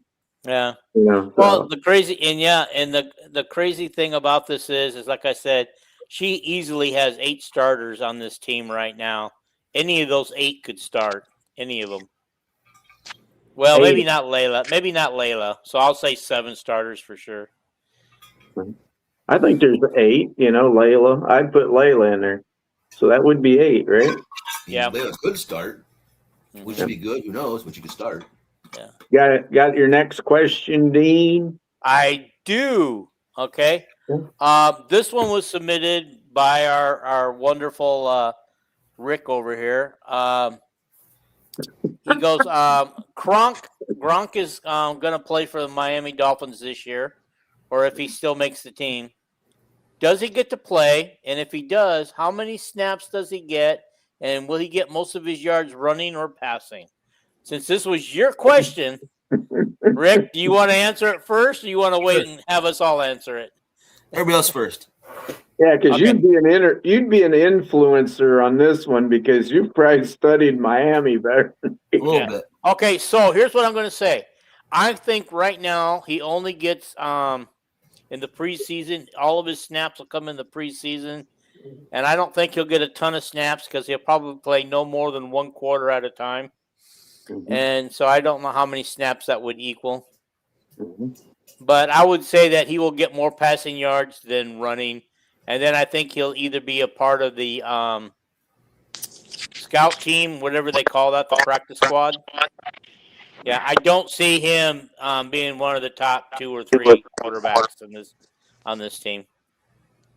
I agree with Dean, but he I hope he beats out Quinn Ewers. You know, and if he does play, obviously he's going to have more passing yards than running yards, unless all he does is quarterback sneak. If you're in the NFL, you better throw the ball. You know, so. That's what they do in the NFL, pass the ball. How about you, Taylor? Where are you at with that? Is Tua still there? Tua Tagovailoa? No, he's gone. No, He got fired. they fired, signed. They signed a free agent quarterback. They have Quinn Ewers and another one, and Gronowski's a fourth one. He'll play in the preseason. Other than that, I don't see him playing in the regular season. Oh, that's two of us that think that. Well, I have him being the third quarterback over Quinn Ewers. So I think he'll be the third string, but I don't know. I don't see him getting in games. on active days in the NFL, very few NFL teams have three quarterbacks active. Yeah. They'll have one, in reserve. So Yeah. But you never know. I mean, look at Mr. Irrelevant, who was buried very deep on the team at quarterback, and because of all the injuries, he became a permanent starter and led the team to a playoff. I think his first year, because of the other quarterbacks being hurt, and they decided to keep him. Okay, you guys know who that is? The 49ers. Rick's gonna answer. Rick, Oh, yeah, Rick. Who the hell's the coach down there now? I forget. I don't know anymore. I know they got rid of the skinny guy. Right. I'm going to say Gronowski is kept as a third quarterback. He will play because someone gets hurt in front of him.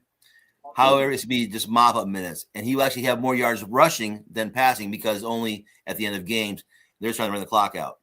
Okay. However, that's a good theory. However, should the other quarterback get hurt and he's forced to start, I think he excels for Miami and becomes their starter permanently. Okay. Boy says that poacher Gronowski will be lucky to make the development squad. He knows the language. They don't even have a development squad, do they? Isn't it a Yeah. squad? Well, it's the same thing. Okay. Yeah, he'll make a practice squad someplace in the NFL because there's a shortage of quarterbacks, I think. Yeah. Especially big quarterbacks who can go up the middle on a run. Okay. All right. This question was submitted by Kelvin. Yeah, it's got to be a bad one. Okay, it's going to be about the quarterbacks. Both quarterbacks will probably both play early in the non-conference season because that sounds like it's such a battle that they don't really know who they have yet, what they want. Mm-hmm. So Kelvin wants to know how many yards do they throw for? Each one in the season. Yeah. I didn't put the year or just I didn't put the preamble to my question that they're both going to play because we don't know who's going to play. The question was Hecklinski and Brown. Tell me how many each has for passing yards during this season. Yeah, that's it. Yeah. Okay. I'm gonna go second last on this one, or last on this one. I got to think about it for a minute. I'll go last because I don't want to influence people. I'm an influencer, T. Hank, are you ready? Or is Rick? I'll say what I think. Okay. I'll throw some more out there. I think Hank Brown's going to be your starter week 1. Okay. I think Hank Brown throws for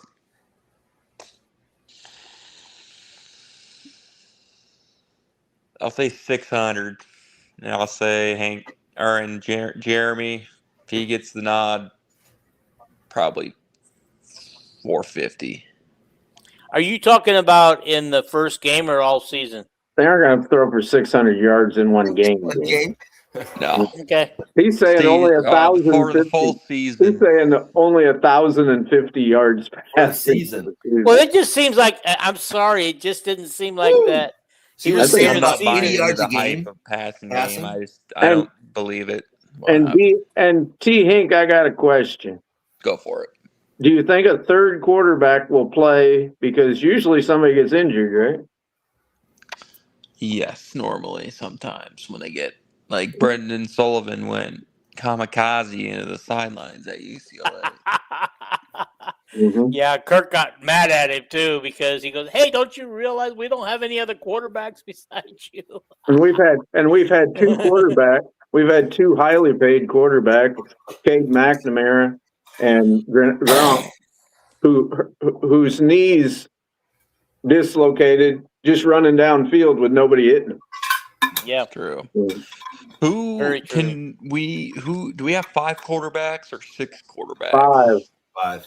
Yeah, Name them for me, Bessinger, 'cause I don't know after Fitzgerald, and Hicklinski and Brown. Bessinger, Fitzgerald, and Sullivan. Yep. Yeah. Wow, I don't know who. Tegan Mulaney. No, not Tegan All right. Mulaney's. Eddie Deal's boyfriend. So I'm Okay. gonna say Probably him as the third string, Jimmy Sullivan. Honestly, I don't think Trayton Bessinger will be number 3 because he didn't even get there in the spring. no.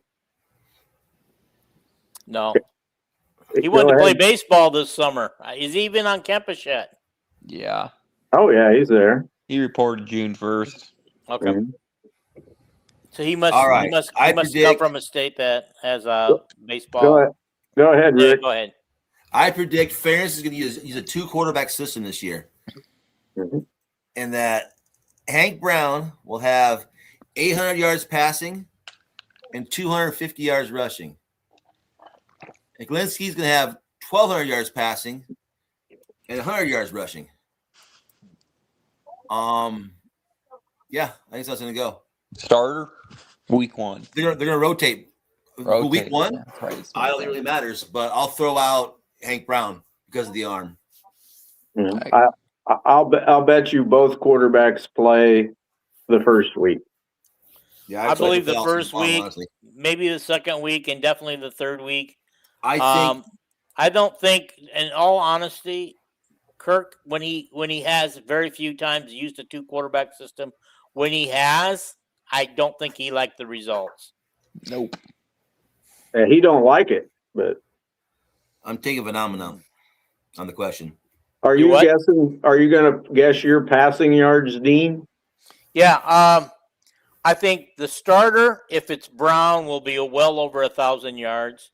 If it's 1,000? Hilinski, it might Oh, be 2,000. 800 yards or somewhere in there.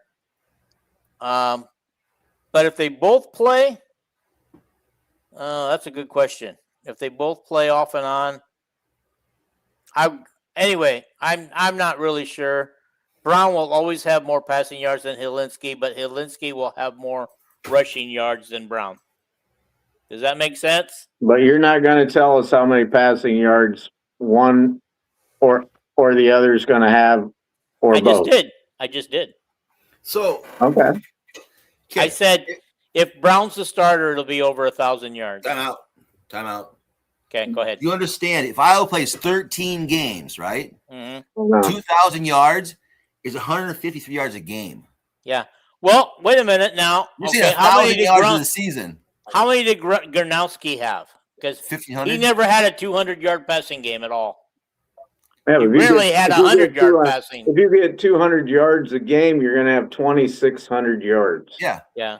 Because So, we play You're 13 saying games. 1,000 yards for the season. That's 75 yards a game. Okay, Yeah, you're that's right. why- You're right. I think I undervalued this It's like- because It's like crazy. we got the wide receivers and the tight ends this year. I'm not to trying to catch call think- you out, homie. It's just, wait a minute. I think Vanderzee will maybe get 70 yards passing in one game at some point during the season. I think Well, he'll get 100. I really short-combed him. I'm gonna change mine. 400. That's really screwing Yeah. him. Nick, Okay, got a question for you. I was While going we're to say talking it'd be about it, the- I was going to say that would be the fewest passing yards at Iowa since Deacon Hill. Bob Cummings was here. That's like Deacon Yeah, Hill. I numbers. wasn't thinking, but I was also thinking that with a 2 quarterback system, that not one of them are going to get 2,000 yards. But understand, the question wasn't, are we going to play 2 quarterbacks or anything? It was just like, how many each guy is going to have passing during the season? All right, okay. It wasn't who's going to start the first game or anything like that. It was just if you think Hank Brown was going to play most of the season, you could say 1,800 yards, and they say Heck Lindsey will get in and throw for 150. But that was Okay. the question. All righty. So we're going to move on to the Can I wide give my receivers. answer? Oh, yeah, go ahead. Sorry, I didn't realize that you didn't give an answer. Yeah, I was waiting for last on all of them. I'm going to go Hecklinski's my favorite, but I don't know if he's any better than Brown because I don't know anything about either quarterback. And that's the truth. I'll go. My guess, I just thought it was a fun question. My guess is Hecklinski 1,560 yards and Brown 480 yards. Okay, so you think Helinski's the starter. Okay. I'm just guessing. I don't. Okay. All right. No, that's fine. I thought it was just a fun question. Yeah. I want to move on to the wide receivers because this fits into Nick Slick's question. He goes, I have a question kind of related to this between Vanami, Reese Vanderzee and Tony Diaz. Who do you guys think has the most receiving yards and how many? Well, that was the question I was going to ask for wide receivers and tight ends. So, I'll go first on Vanami will have like 400 and some odd yards catching. I think Vanderzee gets up around 800 yards. And I think Tony Diaz, I don't know anything about Tony Diaz yet. I know everybody's high on him. So I'm going to say he gets around 600 yards. So wait, catching. what was the first guy got? What was number one got what? He had Vanami at 480 or something. 480, yeah. So And so that would throw out my passing yards. That would say 480, 800, and 600, dude. That's 1,900. Ain't adding up, man. Yeah. Yeah. And I don't know what Ostrenga would have. Guys, I want to get something out here. Let me get and it the real running quick. backs too. Don't forget them. Yeah. We'll get to the running backs. We're talking wide receivers and tight ends. No, for receiving also, though. They'll catch some balls as well. Yeah, they will. That's right. Sounds like Dean is not done answering this question yet. Yeah. Oh, I'm done with the question. Let us proceed then around the. I want you guys all to give me your take on it, and also ask, if for Nick Slick, his, he wants to know too. Yeah, well, I'll go next just to keep the thing moving. Okay. I say Vanami is going to get 700 yards. Okay. He had a great last 4 games of the season, whatever. 700 yards for Vanami, which is close to a tight end record at Iowa. I'm going to go with Diaz is only going to get 580 because I think he's going to get nicked up and probably miss a game or two. Hopefully not the whole season. And then Vanderzee would be right around 600 yards. And I think the receivers, Brown and Hecklinski, he's their favorite receiver. They know that they can throw it up and he's going to get it, And other guys will get some yards too. So that's a lot of yards. There's 700, 600, 1,300, and 580. That's 1,880. Yep. In those 3. And I know Ostrenga is going to get a couple 220 or something, probably more than that. So anyway, and then you got Thomas Myers, the great young freshman tight end. And does he get more yards than Ostrenga or the other way around? No, I don't think so. I didn't like it that he dropped a ball in spring game. And you got KJ Parker and that Dustin Howard dude. And yeah. Dayton Howard. Running backs will catch balls, like I said a little bit ago. Don't forget about Evan James. Yeah, and Bowie. They're going to have 5,000 yards passing, man. Easy. That's right. Fucking easy. We're going to go to they're going to decide that we got to play in the AFC West because we're such a great passing team. There we go. Okay, I'm done with mine. Now we got T, Hink, and Rick. Okay.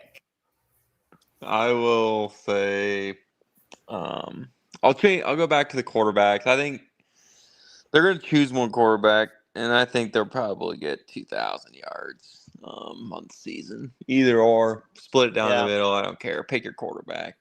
Mm-hmm. DJ Vanami will be the one that leads. Fortunately, grinds my ears. I wish it was a receiver because we need to be feeding them receivers the ball, not tight ends. But that's just my West Coast mentality. Then I'll say, so it's DJ Vanami. I'll say 700 yards receiving. Brees Vanderzee will be probably number 2, probably 500. Tony Diaz, I just can't buy into that stock until I see it because we've had how many receivers fall apart? Yeah. Caleb Brown, Anderson. the guy last year, he was supposed to be some star. He kind of just fizzled out. Yeah. Can't remember his name. About the Who only else one who we've did got? okay was Gill. Gill was about the only one. Gill was good his first year, but then we just totally didn't even use him the second year because we went to some other receiver. Well, Vanderzee has been good every year. Is 2 years when he's If he healthy. stays healthy, Yeah. When he he's doesn't healthy, fall yeah. mistakenly down the stairs on his way to get Well, Yeah. he was just So here's a question. walking up the steps and his foot broke. You know, I was like, what the hell? I know. Here's the question: will Vanderzee stay healthy for the entire year? I think he will. I think Tony Diaz gets a hammy. He pulls a hamstring or something. I Knowing don't. the Iowa luck, we'll have some nonchalant news come No, up. no college football player stays healthy all year, but you're saying miss a game. Right. Miss a Yeah. game. Injured Yeah. enough to miss a game. Yeah. We haven't come up on the year of this time of year in July where a player goes to jail for being stupid yet either. So hopefully we don't have to worry about that coming up. It doesn't happen a lot at Iowa. So. And then third receiver will be Diaz, and then backs will get some receiving yards, say 150 yards. They're going to split those a lot because they're going to have 4 backs, I think, that can catch the ball out of the backfield. That's true. That's true. Evan James, he's supposedly tearing it up. He might be the 4th guy. Dayton Howard will be another ex-receiver. Garrett Bowie, if he stays healthy, he's been hurt ever since he's been on campus. Yeah. They have good receivers. It's just I don't know if I trust the quarterback throwing the ball. Now, if we had Mark Gronowski, sign me up for the playoff, man. Yeah. Doesn't I'd be everybody all wish? honest. I mean, after he finally got to the point in the that Brace halfway came through off the finally. season when he finally started playing well, now Because everybody the Brace wishes we had obviously him for the changed entire everything. year now for this year. Mm-hmm. People were complaining about him after the first 3 games last year. Like he's a bum. He's a bum. Didn't he get? Paid He had him off-season injury or something. $1.2 million for this. You know. But I had Injury. I had a buddy of mine, and I think he even said it on this podcast, that when Minnesota took a subdivision quarterback, it took him half the year to get acclimated, and they said the same thing would happen with Gronowski, and I didn't think so. I said I think Gronowski's a better quarterback than what Minnesota had that year, and no, it took him a while to get adjusted. I realized he was fighting some injuries along the way, but sure enough, he didn't start clicking for him for a while. Did you give an answer yet, Rick? No. Okay. All right. So your leading tight end, no names here. Leading tight end will have between 400 and 500 yards. Leading receiver, between 400 and 500 yards. Then it drops off. You're going to have 2 tight ends and 3 receivers between 100 and 200 yards. You're going to have a running back over 100, and the remainder will be between 25 and 75 yards, putting you right around 2,100 yards for the season. Mm-hmm. Cool. Boy says Vanami will get most of the yards because he's got bigger mitts. Addy, which is a stringa, could be really good. Thumbs up on that one. Again, be really good again.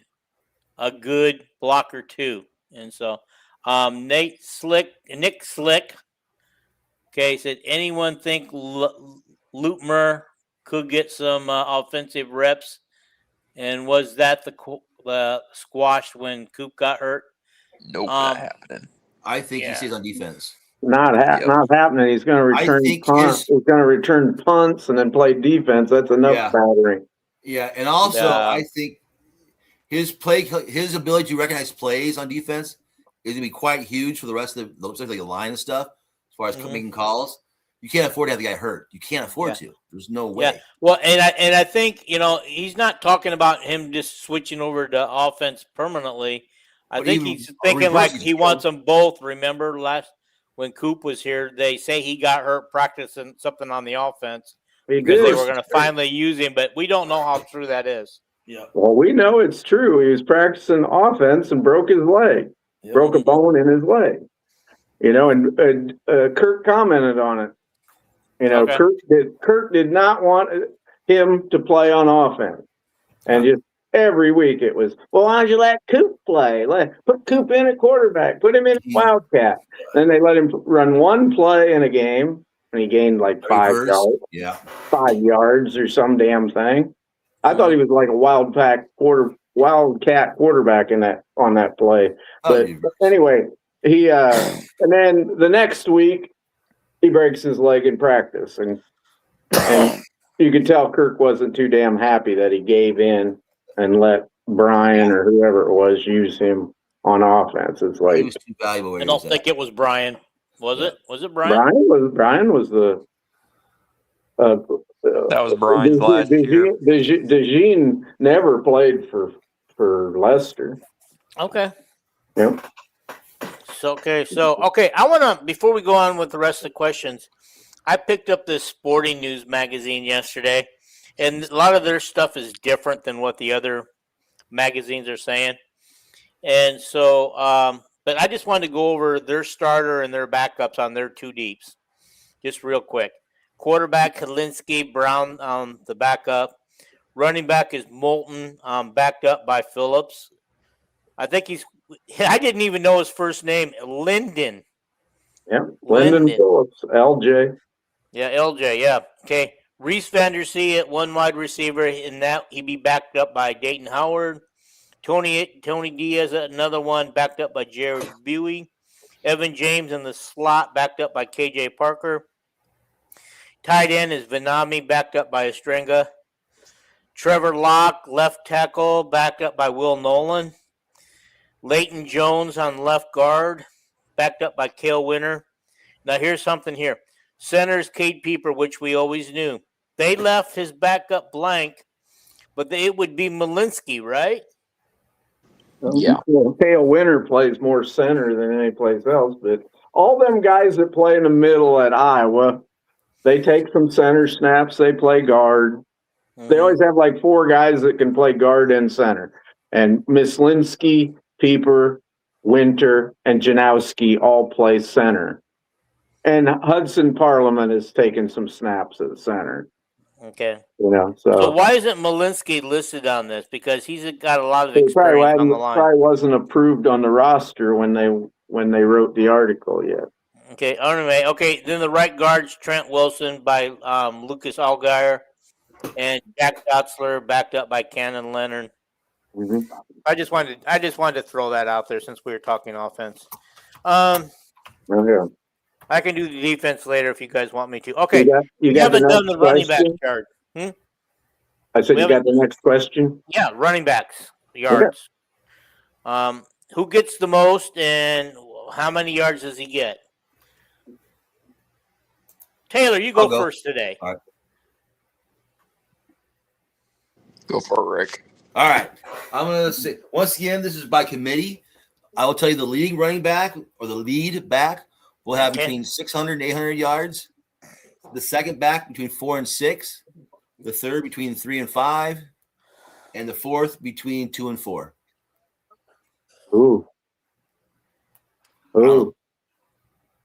Okay. How's it going to go out? I can't tell how it's going to go because they're all pretty even, I think. I agree with that. It's like last year when I guessed the same question, I cheated. I told punting is winning. We were gonna have 4 guys that all ran for exactly 679 yards. But I'm figuring about 2,000 yards rushing. They're gonna have over 2,000. Yeah. I'm figuring 2,000 yards rushing, 2,000 yards passing. His balanced offense that Ferris wants. He's gonna get. Okay.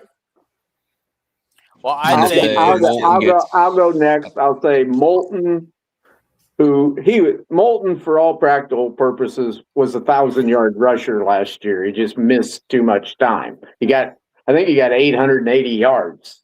Yeah, he Like did. Yeah, he and did. it's like people say, "Oh, we didn't really have a running back that made 100 yards in a game." Well, who cares? I'd say Moulton's going to run for 1,080. Phillips and Xavier Williams were running for about 680 each. And then the talented young McNeil, who won't play as much as we would like because he's got to learn how to pass block. He's got to learn how to block. Don't want to get quarterback killed. He'll get like 380. That's a lot of yards. But 2,700 yards. Kirk's had teams that had 2,000-yard rushers. That's 2,700 yards. Okay. All right, Taylor, your turn. Kirk had a team in 2016, I think.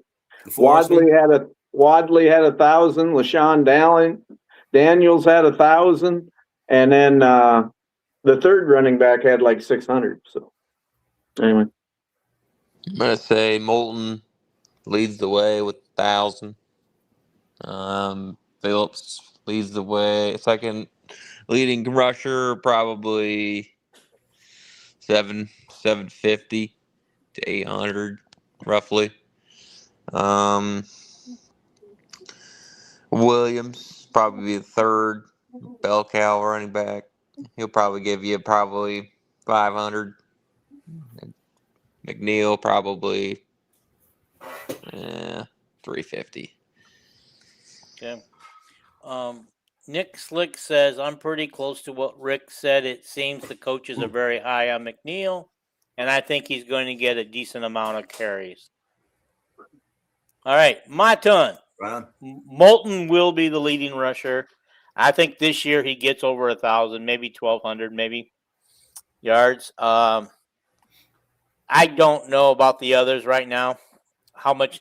I do believe they will, like last year, they will see their share of carries, but it won't be as much as Moulton. As long as Moulton stays healthy, he is our lead back. And we know we've never had a year at Iowa where our top 4 running backs all stayed healthy. You know, Caleb Johnson, his last year, played every game, right? Mm-hmm. But he had backups that kept getting hurt. That's why he started, was somebody else was a starting running back. I think Moulton at the start of the season. Yeah. And he got hurt in the first game or something. And so anyway. Yeah. And I believe he was like number 3 at the start of the season and became the starter in like second or third game. And again, he was number 3 because he was the worst blocker on the team. So.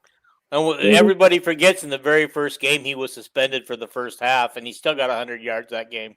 Yep. Okay. QB. Okay. Defensive ends. How many sacks do they come up with this year? Just the ends? Yeah. Usually our tackles don't get very many. Yeah. That's why I said the defensive ends. They're usually our edge rushers. Yep. And remember, Epineza will be in the lineup this year. Yeah. Well, I think he's supposed to be better than his brother. I don't know where you get that all the time, but anyway, I'll go from AJ Epineza. I'll go first. Yeah.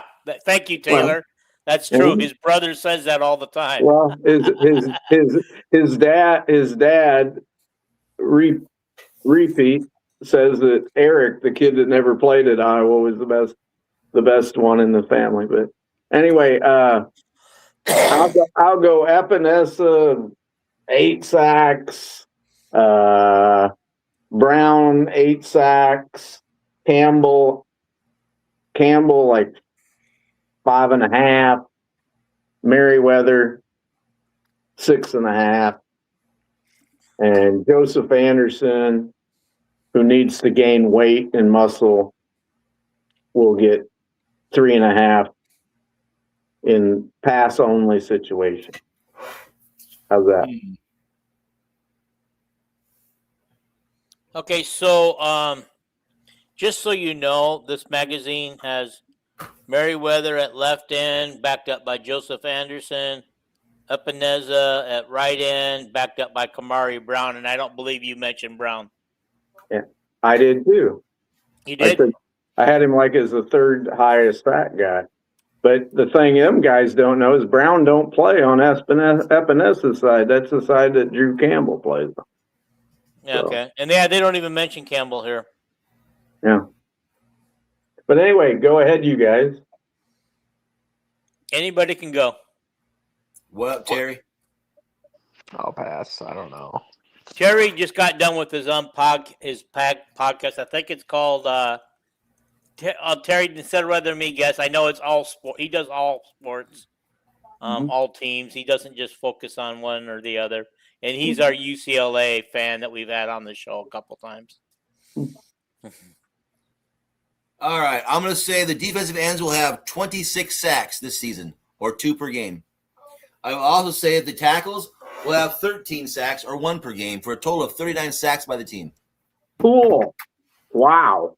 And then we'll have the blitz sacks. Mm-hmm. So, Like our cash and our safeties always get several sacks this season. yeah, 39 by your line this year. That's cool. We're gonna win the national championship. That happens, and we have a hell of a line. Yeah. I will say if that all happens, we'll make the playoffs, and I'll finally get my wish before I die. National championship. Yeah. I know last year I was way off. I said that Llewellyn and Herkett together would get over 20 sacks, which was, I thought Llewellyn would get 13 and Herkett would get 7, but I was way off. Hey, Dean, I got a question. Yes. Mm-hmm. This is basketball related, but Okay. I thought I'd ask this question presented to the platform. My question would be, would you rather have Ben McCollum stick around for 4 years, win 1 national title in that time, or have him stick around for 15 years, win 0 national titles with 2 Final Four appearances, 4 Elite 8 appearances, and 6 Sweet 16 appearances? I want him as long as I can have him. And if he's here 15 years, he's going to more than 2 Final Fours. Yeah, I agree. I think he. I think McCollum. I want a national championship from him, but I like the stats that you presented if he stays for 15 years. Because that would be something that no other Iowa coach has done since we went to back-to-back Final Fours, and I forget whose year. That was back in the 50s. 55 and 56, I think, with Bucky O'Connor. Yeah. That's what I said, 15 years too. Fab By the Five. way, I just want to put this out there as long as we're talking about Ben McCollum. I hope he stays forever at Iowa. I hope that he even though the big boys will come calling Why him they big mad? bugs. Okay, here's why we are mad at Ben McCollum, because Terry was trying to help me get him on here for an interview, and he basically didn't want to come on here because we're not a repeat. We wouldn't be a repeat podcast. And I said, write him back and tell him I'll have him on as often as he wants to come on. Well, it has to be a first time for everybody. Yeah. You can't Everybody repeat has to that have their first. first time. Yeah. Yep. I think he was basically in his own way was putting the show down. Yeah. Mm-hmm. Tried to get him on the show for you all. I'm pretty sure he doesn't know anything about your show, Dean. So. Well, But Terry presented him or his handler with the part about the show and what we do, and he also sent him a link to the podcast so he could actually see what the podcast was all about. Well, that was our first mistake. Yeah, and Terry said that Terry helped us get Stacy Johnson on, the softball coach. Yeah. which was a cool interview, but I didn't like the way the direction the interview went, and I kind of lost control of the interview, and so Yeah, Ben does podcasts, but it's usually just with the media that covers him. yeah. He's on with Kakert, he's on with Chad, he's on with Doc. I don't know if he's on with Doctorman at all, no, but people like that. Yeah. What happened? No, I with would. the I would love. I interview with mean, the I've been softball swinging coach? for. Terry's been helping me swing for the fences on these, and I mean, we haven't gotten some of the ones we really want. We got Steve practicing. Oh, did we you got- see? Oh, you can't read this one. Terry What? says it might have been because it might have been Kelvin's fault talking too damn much, and he laughed at that. Well, I'm sure Ben hates it that I don't throw coaches under the bus like the rest of you. So. Nobody's thrown Ben McCollum under the bus, especially Oh my after the God! season he had. Oh, we don't want Ben McCollum. Oh, we don't want him. I remember that podcast. So. She did it again. What happened with the softball podcast, Dean? I had Jason come on who watched every softball game this year, and he asked too many technical questions. Mm. You know, Hey, did everybody answer our last question? I forgot what the last question was. Sacks? It was that we wanted to have Ben McCollum. Me and you said for as long as possible. Yeah, Rick, what's your thoughts? That's all I have, and I'll hop off. If he wins 23 games a year or better, and it's enjoyable to watch, he can coach forever for all I care. If not, kick rocks. Oh shit! We'd have never Sounds good. kept Peace. Lute Yeah. Olson around. Oh no! Yeah. Take care, man. Okay. Thank you, Taylor, for Hey, coming I on. have We a- appreciate you being on. I have a question that hasn't been submitted, that hasn't been read yet. Okay. I I might get thought to it was- it. I got plenty more questions. I thought it was an interesting one. How many games this year will the Iowa football team score 36 points in? I wanted T-Hink to answer this one, damn it. But anyway, go He's ahead. still here. He's still here. He hasn't left yet.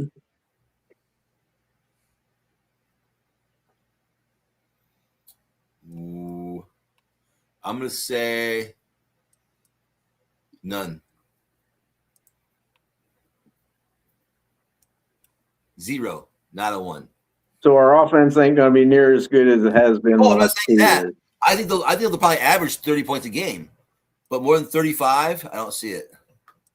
I don't know who it'd be against. I didn't say average that. I said how many games will they score 36 points in? Like I'm saying even they'll probably average about 30, but as far as scoring more than 35 in a game, I don't see it happening. I say two. I think they'll have a game. They'll probably have a game of 34 or 35 points, maybe Mhm. 2 or 3 of them, but Yeah, more than but- that, I don't know. Yeah. I'm gonna say they're gonna score between 24 and 35 points every game this season. okay. Hey Terry, the link is right there in the comments. So if you want to come on in. And I'm gonna say on defense, they're gonna give up between 12 and 18 points every game this season. So they should win every game this season, right? Ain't happening. But it's nice to dream. What's the Dean, next- what do you think?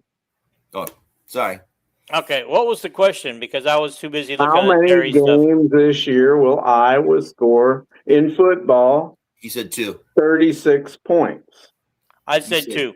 Yep. Oh, you answered it. Yeah. Yeah, Oh, I I think said we're going to 2. You and I, and what's our first game? Illinois, Northern Illinois. Okay, those are the 2 games we're going to score 35 points in.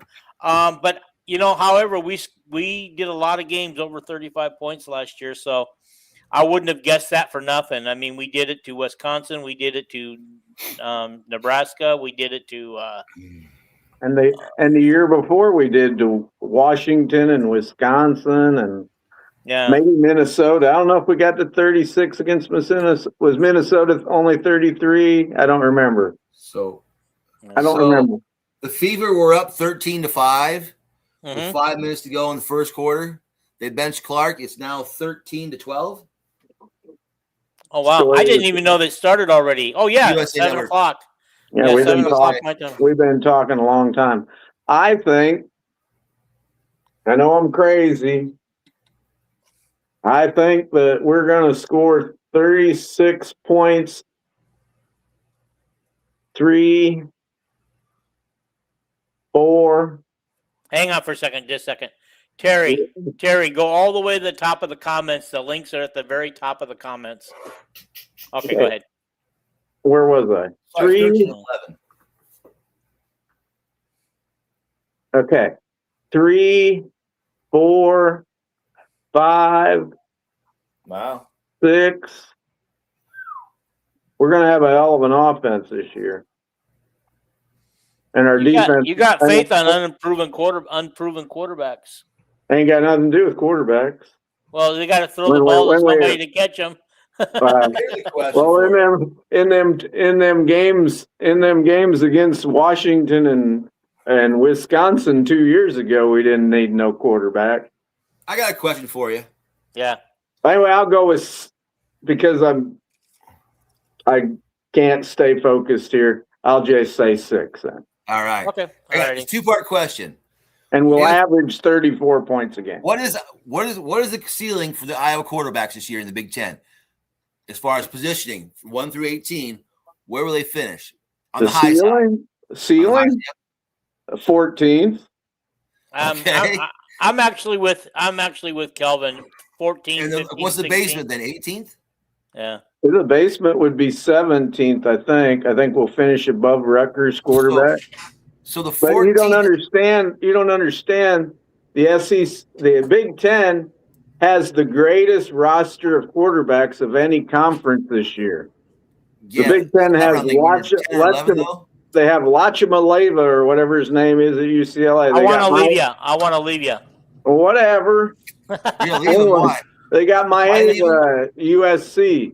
You know, they got Brecht or whatever his name is at Penn State. Sayin and Dante Moore will be 2 of the guys invited to the Heisman. They got Damon Wilson, whatever his name is, at Washington. The list just goes on. And the quarterback, it's weird. The quarterback at Minnesota, Lindsey, is literally in some mock drafts is number 12 in the mock draft.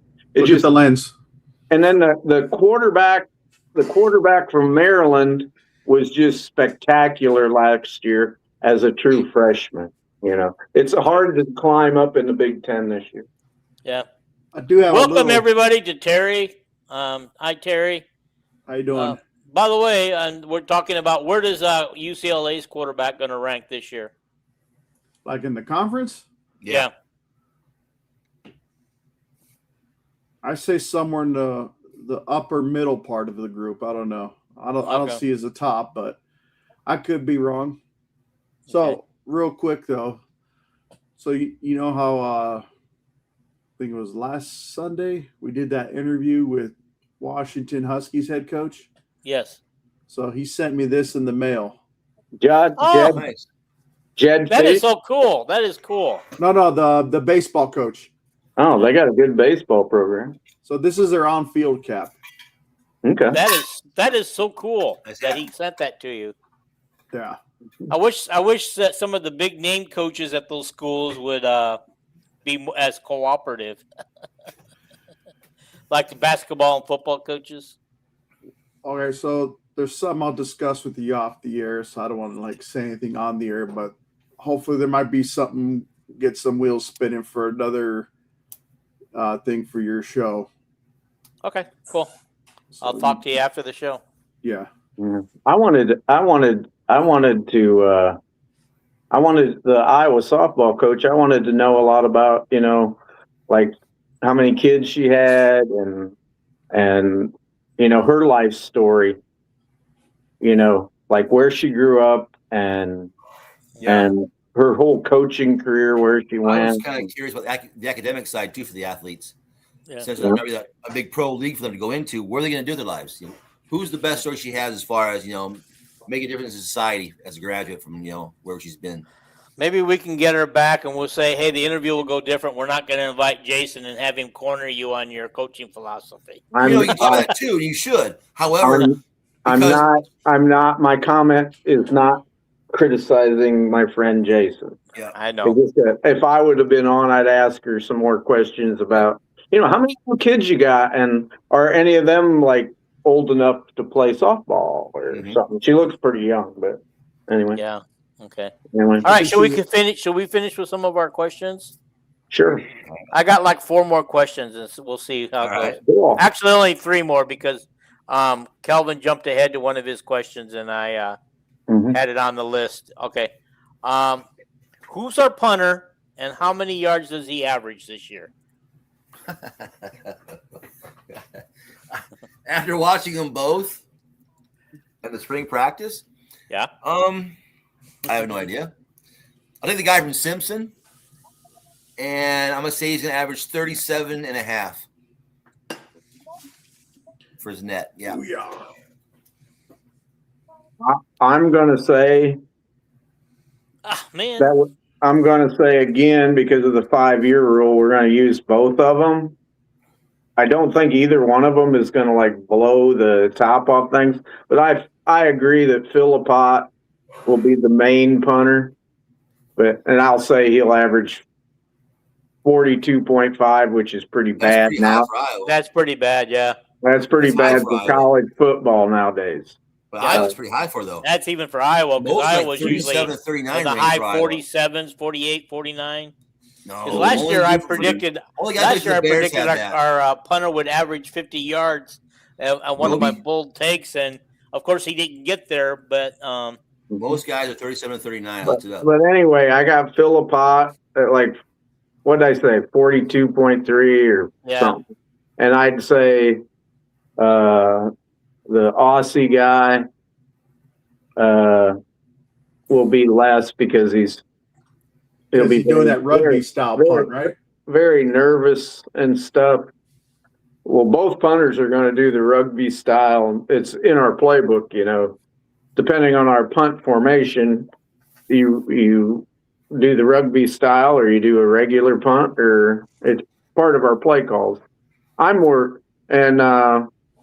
would say that he'll average 40.8 or something. But I'm just hoping for no. We had so many special teams breakdowns last year, block punts, block kicks. Weegan had the terrible game at Iowa State. If it wasn't for Weegan's, the Wet Jets, return games, we'd have been really bad. We had missed field goals. Stevens missed more field goals than normal. So anyway, that's my comment. Yeah, no. Here's a question for you. We would have beat Oregon. We'd have beat Oregon if he hadn't, or was it Indiana if he hadn't missed the 1 field goal? Indiana. So who will score more? Will Iowa score more points on special teams, counting returns, field goals, points, everything, or will they give up more points on special teams this year? We always score more. Okay, but this year I'm talking about, not always. I think our whole special teams is overhauled. I'm going to go with, I think we give up more points than we score off of the special teams this year. I don't know if that's ever happened in the 28 years Kirk Ferentz has been here. Yeah, but I don't know that. Kirk has always wanted great special teams, and he's always had great special teams. Sometimes he doesn't have a punter worth of shit. I watched his field kickers and I watched his punters, and they were bad at the spring game. I know that was one day, Well, no, because the week before they had a bad day too. The field kicker did. What'd you say? The weekend before that, the field goal kicker missed a bunch of kicks too. Oh, they did? Yeah. And it could have been the new guys holding too. Could be. I'm hoping. But like I said, when I saw them though, it was not impressive at all. Nothing. But I'm going to actually go with the Aussie. The Aussie will be our starting punter, and I think he averages about 45 yards. Really? Yeah. He's had since the spring game. He's had some time to work on it, and he's got 2 more months to work on it before we kick off. I'll say 43 and a third. 43 and a third. right. Yeah, but all of those are low numbers for a punter at Iowa. You know, I just don't know. I'm really concerned about our field goal kicking. Do we even have a real true guy who can actually consistently make? Because we've been so spoiled. The guy from North Dakota State kicked indoors, right? Yeah. No, only when he was at home. Yeah. Yeah, but that's half the games season. or more to have his games. Yeah, I seen one preseason magazine had him second team All Big Ten, just going by how good he was, for his previous team. I think he only missed. Is that Eli Ozick, or is that that's his name? Yeah. Okay. Then Caden Burr is the other kicker. He's from Bettendorf, Iowa, down here. He'd be in his third year, I think, or second year. He's got a very strong leg, but I don't know. I would trust Ozick more just because he has a great track record. Yeah, 16 of 18 last year. Neither one of these guys are going to kick 70-yard field goal attempts or 65. No. Well, here's the thing. It's like I said in basketball. If you can shoot the three-pointer consistently at a lower level, you can still consistently, because nothing changes at the higher level. Okay, so you can still hit it consistently.